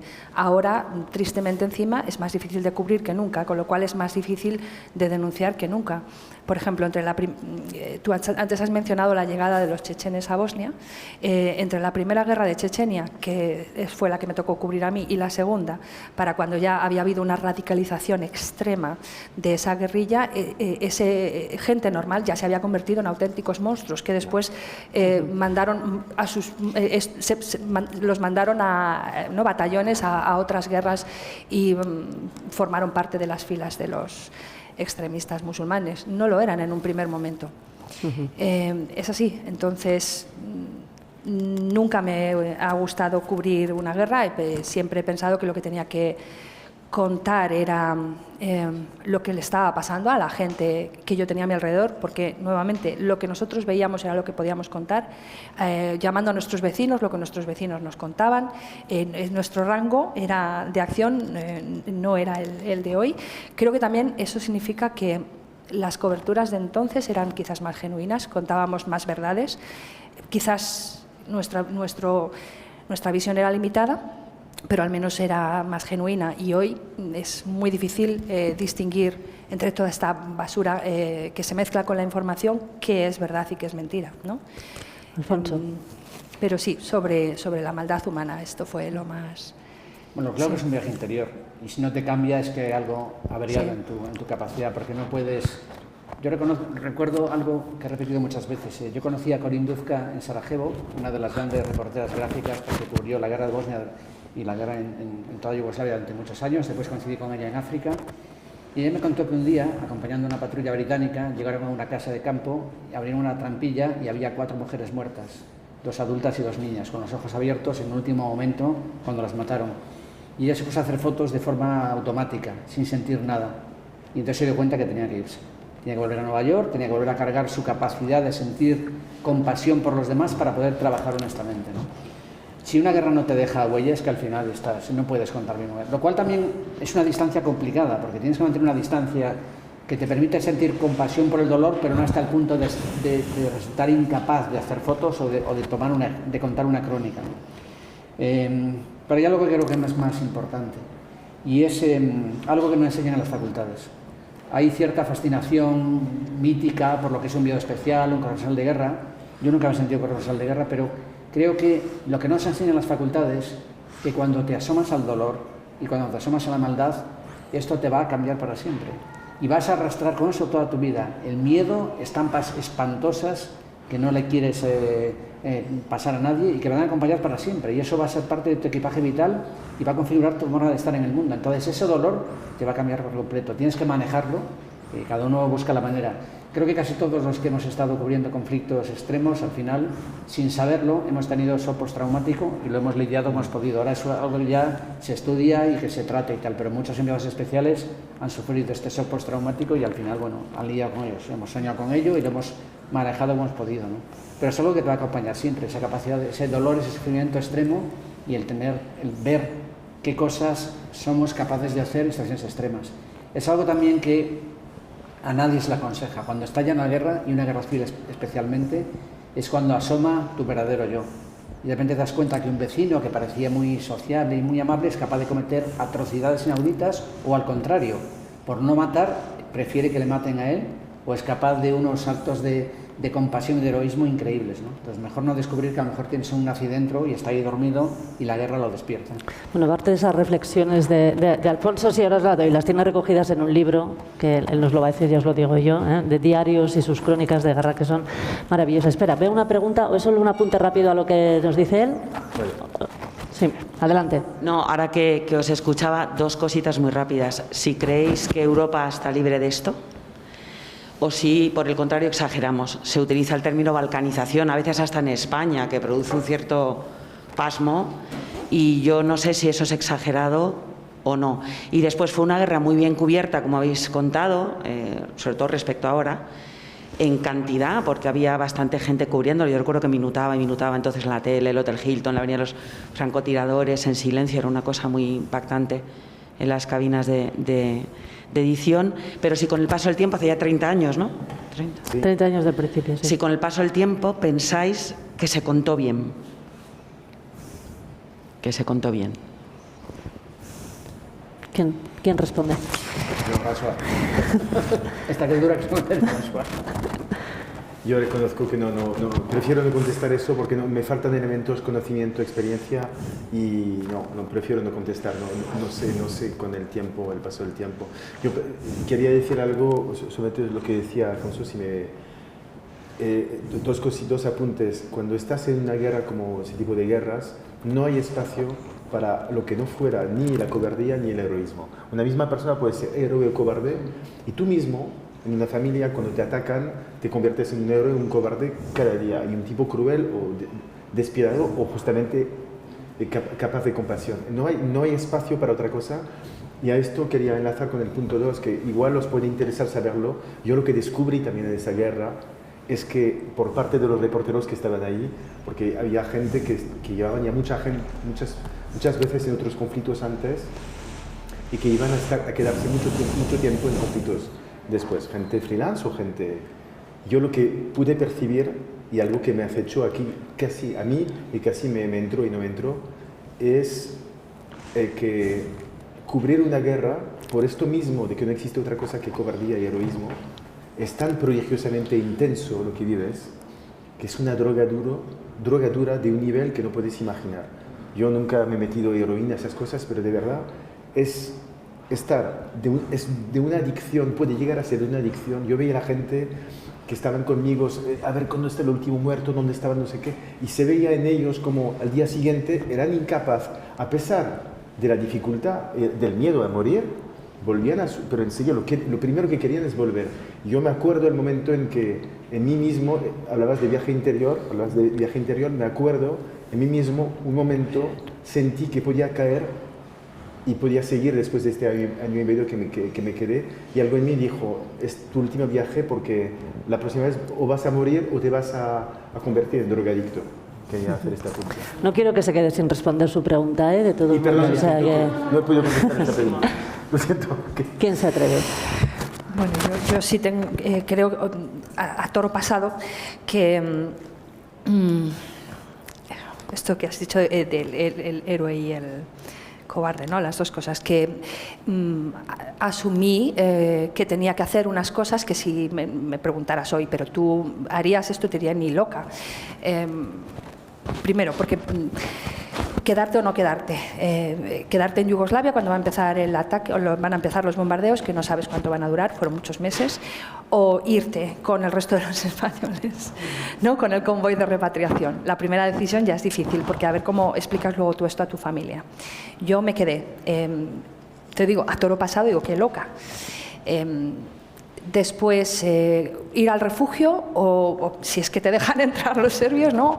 O quedarte en el piso 11. Bueno, la adrenalina en la que vives durante todos esos meses. Yo no vi cadáveres descuartizados, ¿no? Estos eran unos bombardeos, la vivencia es distinta. La adrenalina en la que vives, en la permanente tensión en la que vives de día y duermes de noche, porque llegas a dormir con los bombardeos, con las sirenas, duermes, es increíble, pero se llega a poder dormir, pero siempre estás como, ¿no? Yo la tuve durante meses después de irme de Yugoslavia. O sea, sonaba cualquier cosita y yo reaccionaba de manera como instintivamente, ¿no? ¿Qué ha pasado? ¿Dónde está sucediendo? ¿Qué está sucediendo?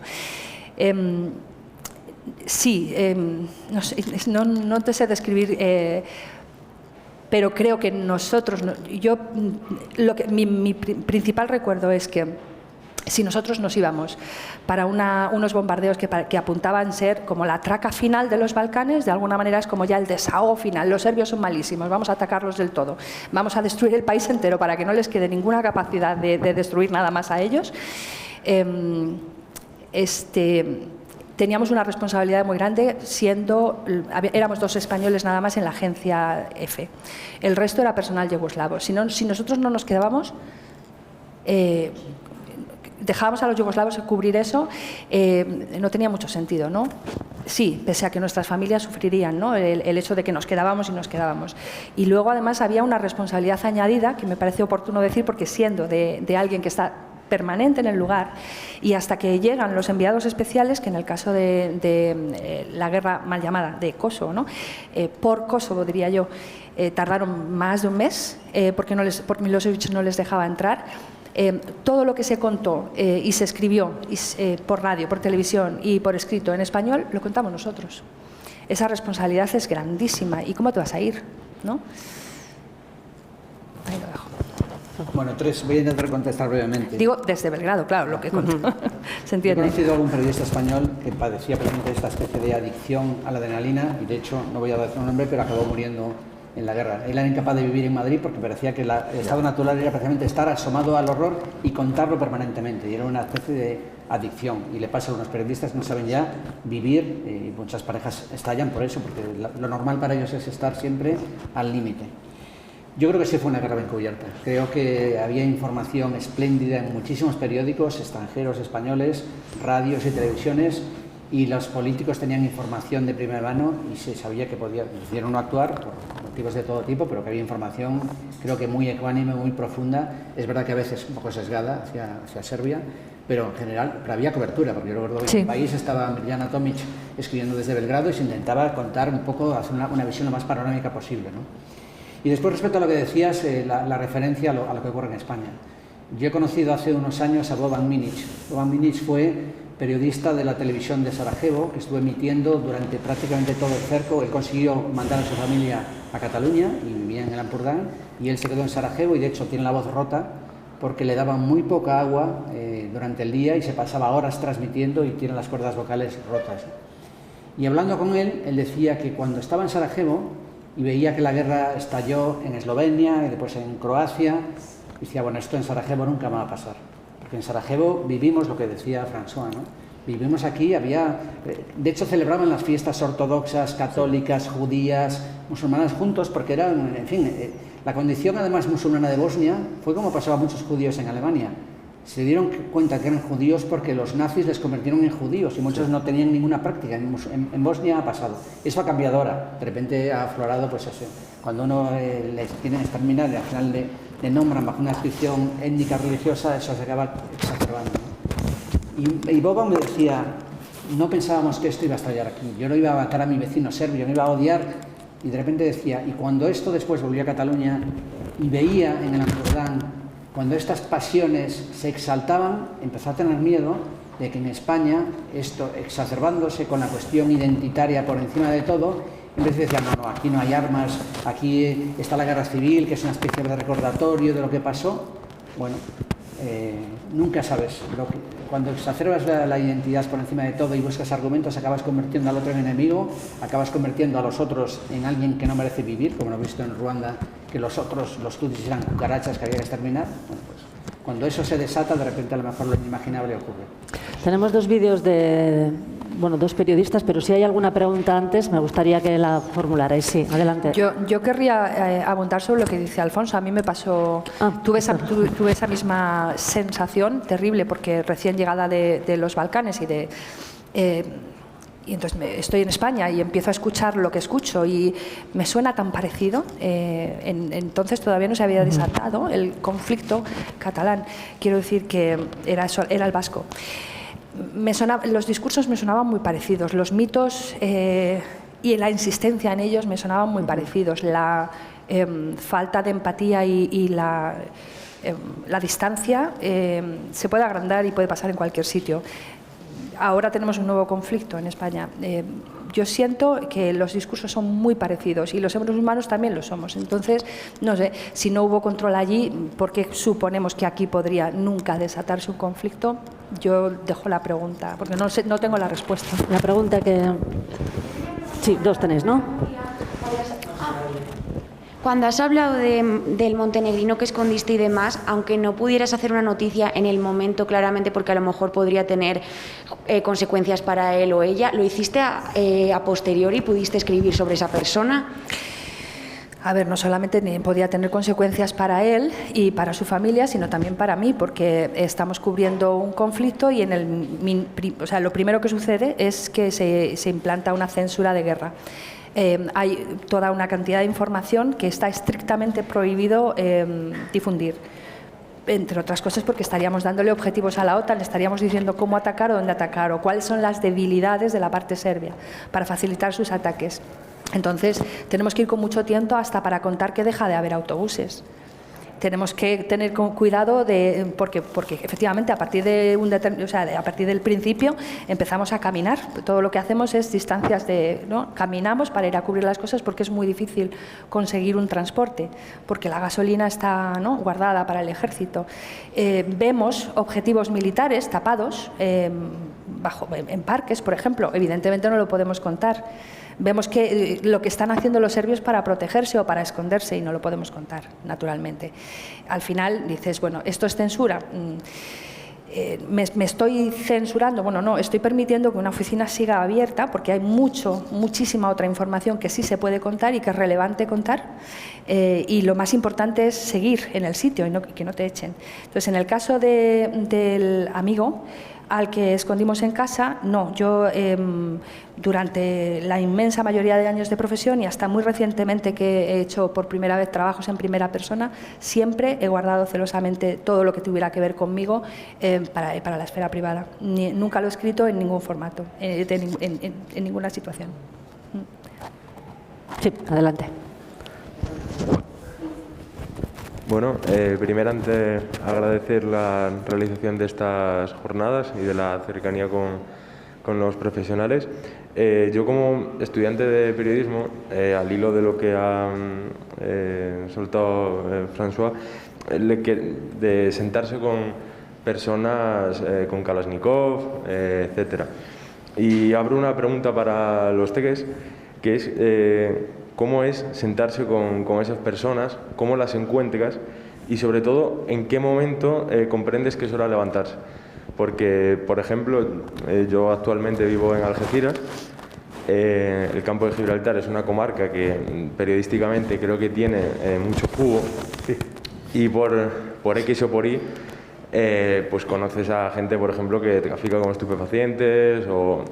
Entonces, claro, ese espíritu de me meto en X barriada, en X piso, a mí eso me llama la atención. Otra cosa es que salga sin nada o me pase cualquier cosa. Y luego, también reflexionando con otra pregunta, a mí la región de los Balcanes pues, le tengo especial aprecio y quiero saber cómo ven ustedes las coberturas actuales. La región más o menos está estable con esas estabilocracias, ¿no? Desde Bruselas, esa pacificación forzada, pero son humanas, tienen calidad, muchas cosas son, por ejemplo, de Srebrenica, de las tumbas y demás, luego hay cosas, pero ¿cómo lo ven? Gracias. ¿Quién quiere empezar? Si no me equivoqué, tu primera pregunta es cómo entrevistar a un criminal. ¿Y cuándo sabes cuándo te tienes que levantar, no? Que creo que preguntabas también. Ya, bueno, yo me acuerdo, para mí la experiencia más fuerte que tuve fue con un criminal, pero lo que pasa es que un criminal de cuello blanco, que era Radovan Karadzic, no sé si os suena. Sí, sí. Sí, era psiquiatra, no por nada. Y poeta. Y poeta. Y poeta enamorado de la poesía lírica serbia del siglo XIII, XIV, XV, me acuerdo. Y como él muchos de la famosa Academia de Ciencias, toda esta gente serbia estaba totalmente loca. Y hablaban de la batalla de Kosovo-Polje, que tuvo lugar en el Campo de los Mirlos. Sí, Campo de los Mirlos. Era increíble, os juro, era increíble. Hablaban de esta batalla como si fuera ayer, os lo juro. Entonces ahí yo descubrí como la mente humana es... O sea, yo entiendo qué pasó con el nazismo, con Pol Pot. Es que es bastante fácil como convencernos. Pero bueno, a lo que preguntabas, yo me acuerdo de una entrevista, estamos a 15 días antes del inicio del cerco de la guerra en Sarajevo. Yo estoy por casualidad, estoy con un compañero de colega para trabajar y estamos en Sarajevo 15 días antes. No hay ningún periodista, creo que somos los únicos que hay. Porque nadie se puede imaginar que en Sarajevo va a haber un conflicto. Y vamos a entrevistar a las personas y obviamente tenemos la posibilidad de ir a Perovan Karadzic, ¿no? Tipo alto, súper elegante, una nariz proeminente, un verbo, una forma de hablar muy impresionante también, un tipo muy inteligente. Y yo nunca olvidaré, estaba como ¿sabes? Como en las escuelas, en las aulas, estaba ahí un mapa. Entonces había un mapa de toda Yugoslavia y obviamente él hablaba de Bosnia. Y nos explicó con una tranquilidad pasmosa, mira, Bosnia está ahí. ¿Ves? El problema que tenemos es que hay católicos, es que hay musulmanes y hay ortodoxos. Tenemos que arreglar este problema, es un problema, realmente. O sea, él me estaba haciendo la clase magistral de la limpieza étnica, claramente. Era el hijo de su amo, de Milosevic, pero digo que él casi hablaba mejor, o sea, estaba más convencido él que Milosevic casi. Sí. Que mucha gente describió como un aparachi que estaba convencido de esto, pero Karadzic, Mladic, esta gente sí que eran realmente los cerebros, y los de la Academia de Ciencia, eran los cerebros de esta locura total. Pero entonces yo me acuerdo, él decía, bueno, me acuerdo haber estado ahí frente a este hombre que decía esto y decía, yo temblaba, os juro, temblaba, tenía la sangre que hervía y decía, pero estáis hablando de desplazar, ¿cómo vais a hacer? Ah, bueno, cogemos estos musulmanes de la parte norte, los pondremos ahí, no los mataremos, les pondremos ahí en una reserva, tal, los católicos pues los ponemos para ahí y nosotros, los serbios, pues nos ponemos de este lado, ¿no? Y ese tipo estaba contando como, no sé, como me imagino, y Hitler o otras personas estaban contando qué iban a hacer con los judíos, pues entonces yo tuve un problema grande de contención. De hecho, mi compañero me dijo, cálmate, cálmate, cálmate, porque es verdad que ahí yo creo que es de las veces en mi carrera profesional en que perdí los nervios y le dije, pero que lo que está proponiendo directamente es una limpieza ética. Entonces, es verdad que ¿qué vas a hacer? No sirve para nada perder los nervios, que lo único que puedes hacer es intentar tratar al máximo lo que has visto, ¿no? Un loco demencial profundamente que va y que no se va a parar y no se paró. Es que también supongo que aparte de periodista eres persona, y tú al ver una cosa que reaccionas, la cara se te pone como se te pone, quiero decir. Sí. Claro, entonces pareces sorprendido, pareces impactado por lo que está contando, es que eso como persona y no como periodista creo que es complicado. Total. Y hay algo más, no sé si vosotros os ha pasado, pero es la fascinación del mal. A mí me pasó, por ejemplo, con un tipo que era supuestamente en Belgrado, que habrás conocido, un tipo que supuestamente era el jefe de la oposición democrática. Vuk Drašković, un loco de cuidado. Una barba, un tipo bello, un tipo realmente para una película de Eisenstein, o sea, películas épicas, un tipo, una cara magnífica, un verbo. Yo me enamoré del serbo-croata, de este idioma que tan bien suena. Vuk Drašković, como hablaba, era impresionante. Yo iba a decir conciertos, no sus congresos, aunque sea para escucharle a él y ver cómo las masas estaban totalmente subyugadas. Yo no he conocido esto ni en España ni en Francia, alguien con una capacidad de cautivar la audiencia con un verbo, una capacidad de... Entonces es verdad que te quedas ahí y parece que estás asistiendo a una historia épica. Y yo me reconozco que también he caído en cierto tipo de pasión y de admiración, no sé cómo llamarlo, de algún tipo de morbo, igual, por la épica serbia del siglo XIII, tal. No conocía esas poesías, pero casi entraba en esta locura. Bueno, una cosa... Sí, vamos a hacerlo... Hay una serie interesante en Netflix que habla de una investigación lanzada por el FBI para investigar precisamente las mentes de menores criminales. Y van a las cárceles donde están los asesinos en serie y es una serie súper interesante.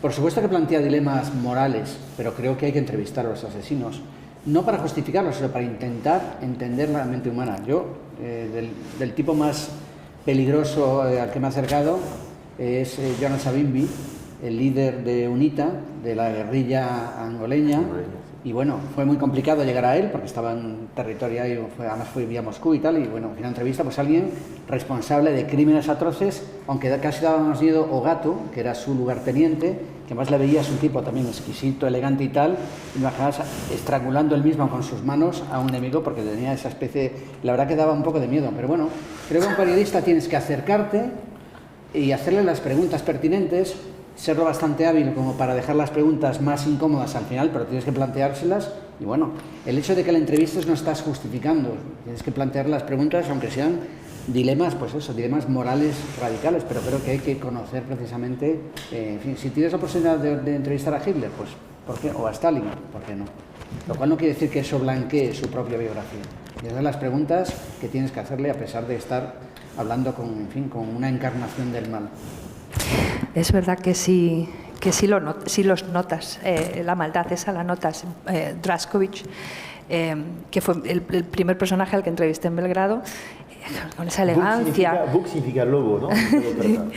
Con esa elegancia y ese buen verbo y esa preparación y todo. Y claro, pues el líder de la oposición serbia, pues dices, claro, eso era la oposición moderada, me imaginaba lo que era el resto, es que era un loco arrebatado.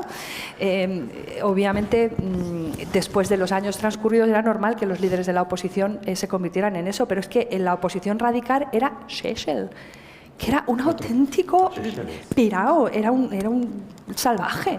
Entonces, claro, lo normal era un Drašković. Šešelj más o menos es Eichmann o peor, ¿no? Sí, son cuando entrevistas a gente así, yo al más loco iluminado al que he entrevistado fue a Shalman Basayev, el líder de los chechenes, antes de que atacara el teatro de Moscú, cuando todavía era un tercerón casi de la guerrilla de Chechenia. Y ya le veías que ese hombre había sido un hombre normal, porque los hombres que se convierten en salvajes a lo mejor han sido hombres normales un poco antes, y que un día en un bombardeo de los rusos sobre Grozny perdió a su mujer y a sus montones de hijos. Y se volvió loco. Se volvió completamente loco, y el resto del tiempo, hasta que lo mataron a él, fue un loco sanguinario. Sí. Cuando estás cerca de una persona así...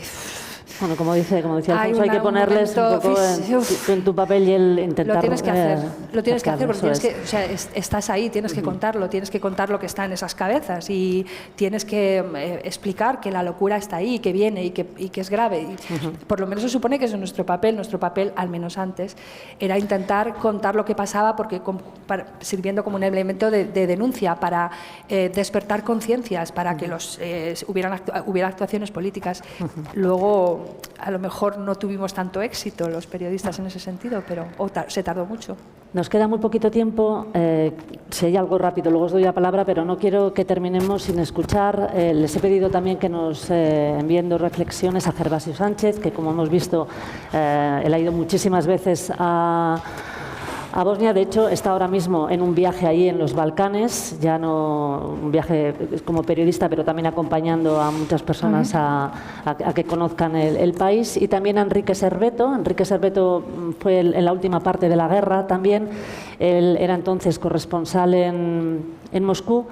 Nos dan 2 reflexiones diferentes. Vamos a escucharlas las 2. Empezamos por la de Gervasio. La vida de un periodista empieza en la cuna y acaba en la tumba.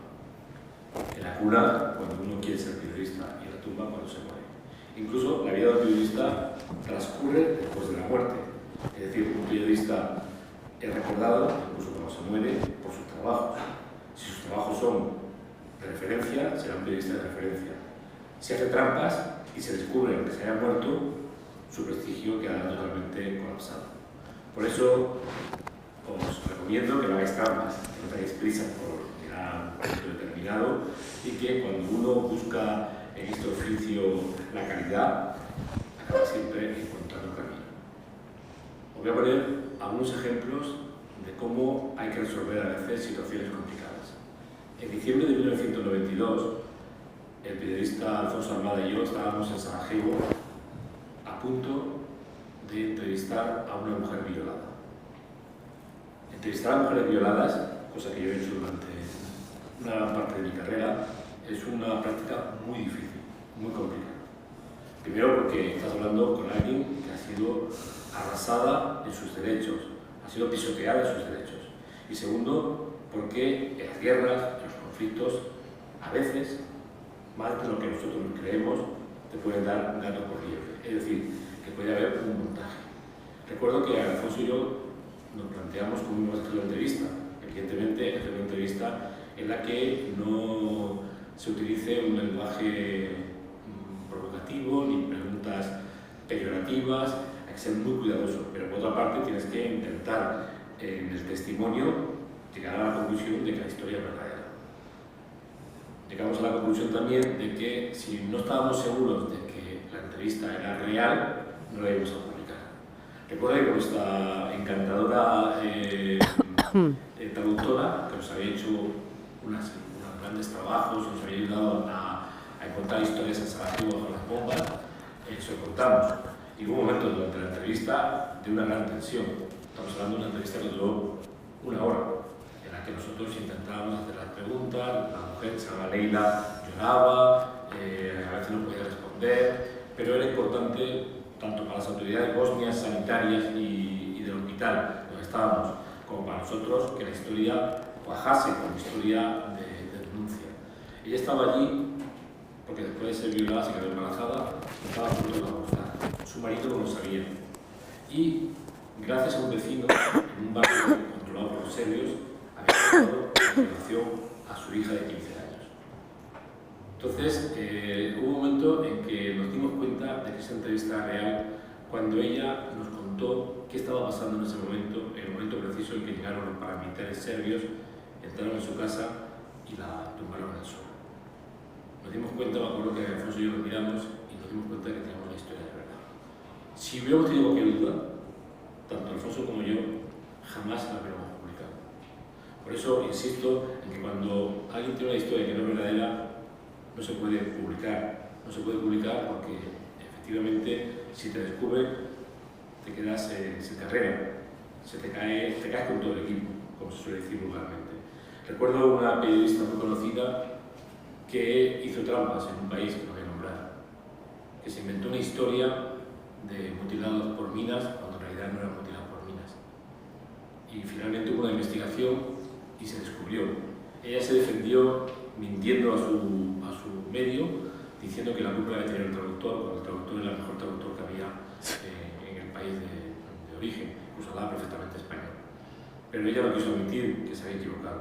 Si alguna vez hacéis trampa y os pillan, por favor, pedid perdón y sobre todo no volvéis a repetir la misma jugada. Espero que os vaya muy bien este seminario, que aprendéis mucho. Muchas gracias y hasta pronto. Bueno, ese es el mensaje que os deja bien claro Gervasio. Lo que nos ha enviado Servet es una reflexión más sobre lo que fue la guerra de Yugoslavia y lo que cree él que para lo que sirvió. Vamos a escucharle también.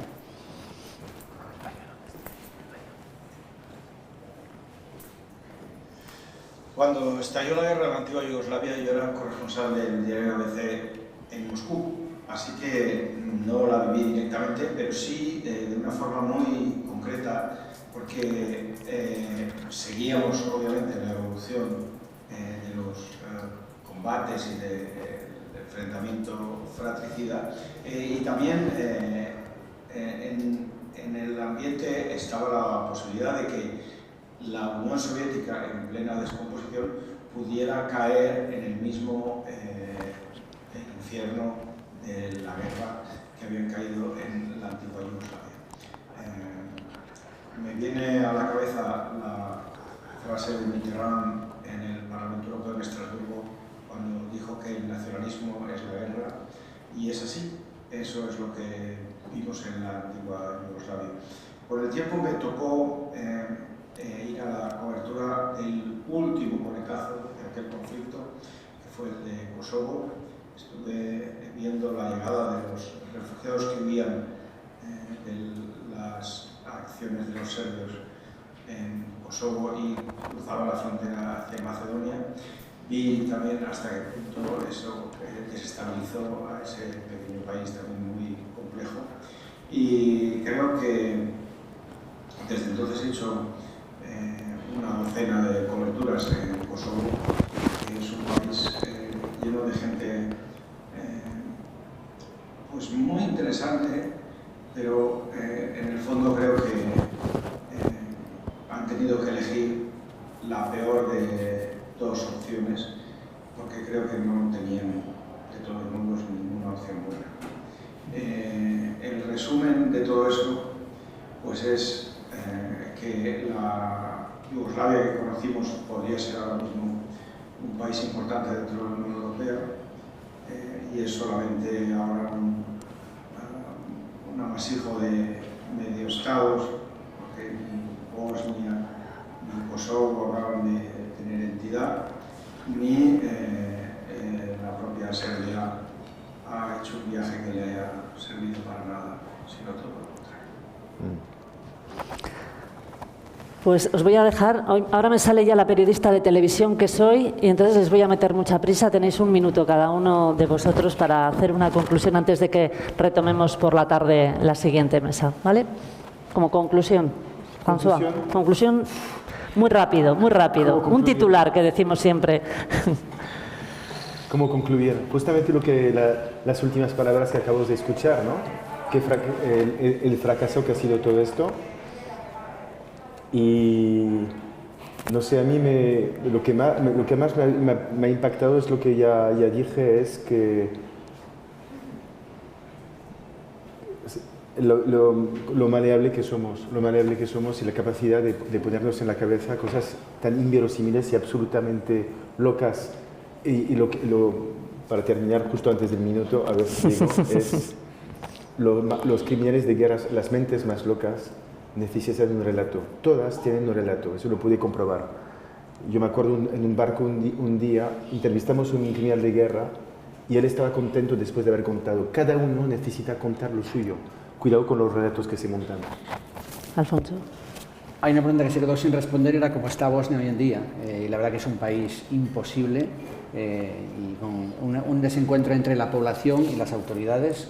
La República Srpska va por su lado, la entidad bosnio-croata también, pero es un país que no funciona. Lo más terrible de lo que ocurrió en la antigua Yugoslavia es que todos los países que formaban Yugoslavia y que se han roto en 1000 pedazos, ahora su obsesión es entrar en la Unión Europea. Cojones. O sea, se habéis estado entrematando para el trato de la Unión Europea. Croacia y de la Unión Europea, Eslovenia también. Entonces es como atroz. Entonces también con España escuchas discursos, no queremos independizarlos para unirnos a la Unión Europea. Pues mejor evitamos estas matanzas y no nos ponemos de acuerdo antes, ¿no? Entonces es una conclusión desoladora, la verdad. Porque es verdad que Yugoslavia había sido un buen Estado europeo. Sin duda. Muy interesante. Julia. A mí me gustaría volver un poco al reporterismo y cómo se cubren las guerras y cómo son chicos jóvenes que igual se dedican a hacer esto o les toca por casualidad, que tengáis en cuenta que el mundo ha cambiado mucho y hay mucho flujo de información. Puedes comunicarte por Twitter con casi cualquiera que tampoco sabes si esa persona es lo que tú crees que es al otro lado. Cuidado de cómo conseguís y cómo procesáis la información. Hay que saber mucho de lo que se está escribiendo para discernir, o de lo que se está contando, para discernir la verdad de la mentira, o por lo menos intentarlo. Hay que prepararse mucho para cubrir, hay que prepararse mucho, no hay que confiar en lo que está online. En cualquier momento te quedas offline y dependes de lo que sabes y de tu intuición y de tu talento para hacer este oficio. En nuestro tiempo teníamos que cubrir y contar las cosas, casi lo más difícil no era conseguir la información, era transmitir la información. Yo la mitad de Kosovo me lo he hecho a velas, por teléfono, con una línea permanente en Madrid, con velas, porque no había electricidad en Belgrado. Y hablando sin parar, hasta, ¿no? contando para que alguien estuviera las crónicas por nosotros. Ahora hay demasiadas facilidades y eso está muy bien, pero hay que tener mucho cuidado con esa facilidad para transmitir, para llegar, para estar, para conseguir mucha información. El periodismo se ha degradado mucho y nos gustaría, a nosotros creo, saber que las próximas generaciones volvéis a recuperar el periodismo que se hizo y que todavía se puede hacer. Y que efectivamente vais bien preparados a las coberturas, sí. No a ver qué me cuentan, no, sabiendo a qué vas y sabéis distinguir la mentira de la verdad, porque a mí particularmente como periodista me preocupa que ya está todo pegado y en la misma masa y que cada vez se leen cosas más inverosímiles y peor contadas, con peor conocimiento de causa y que entonces no contribuimos a nuestro oficio es informar, ¿no? Ampliar las mentes, no lo contrario. Os animo a que os preparéis mucho, por favor, porque la universidad no es suficiente, en la universidad solo se aprende un poquitito en esta profesión hay que estar aprendiendo cada día, hay que estar leyendo, informándote, sabiendo más cada día, aprendiendo nuevas tecnologías también, cada día, no se puede parar. Bueno, pues una buena recomendación para terminar esta mesa. Julia, Alfonso, François, muchas gracias a los tres. Ahora el guardián voy a cerrar. Ha habido una cosa que no ha contado Julia, y es que en Belgrado, cuando nos invitaba a ir a la sede de EFE, procurábamos no ir, por una razón. Ha contado que es el piso 11 y no había luz. Y había que subir los 11 pisos y luego bajarlos cada vez que quedábamos en EFE. Y no había agua. No había agua. Había que subir los 11 pisos cargando con el agua que vas a beber en el día de hoy. Cuando diseñamos esta mesa, yo estaba convencido que iba a ser una mesa magnífica. Ha superado mis expectativas. Yo me lo he pasado bomba. He empezado a tomar nota al principio, pero he dicho, me voy a relajar y voy a escuchar. Y como queda grabado en YouTube, pues ya tendré tiempo de sacar notas porque hay muchas que sacar. Solo quiero anticipar lo que viene por la tarde para que no haya luego confusión. A las 5 estaremos, a poder ser en la terraza de aquí, sin grabación ni nada, con François, que nos va a hablar en petit comité, entre los que estamos aquí, sobre el papel del corresponsal en envío especial.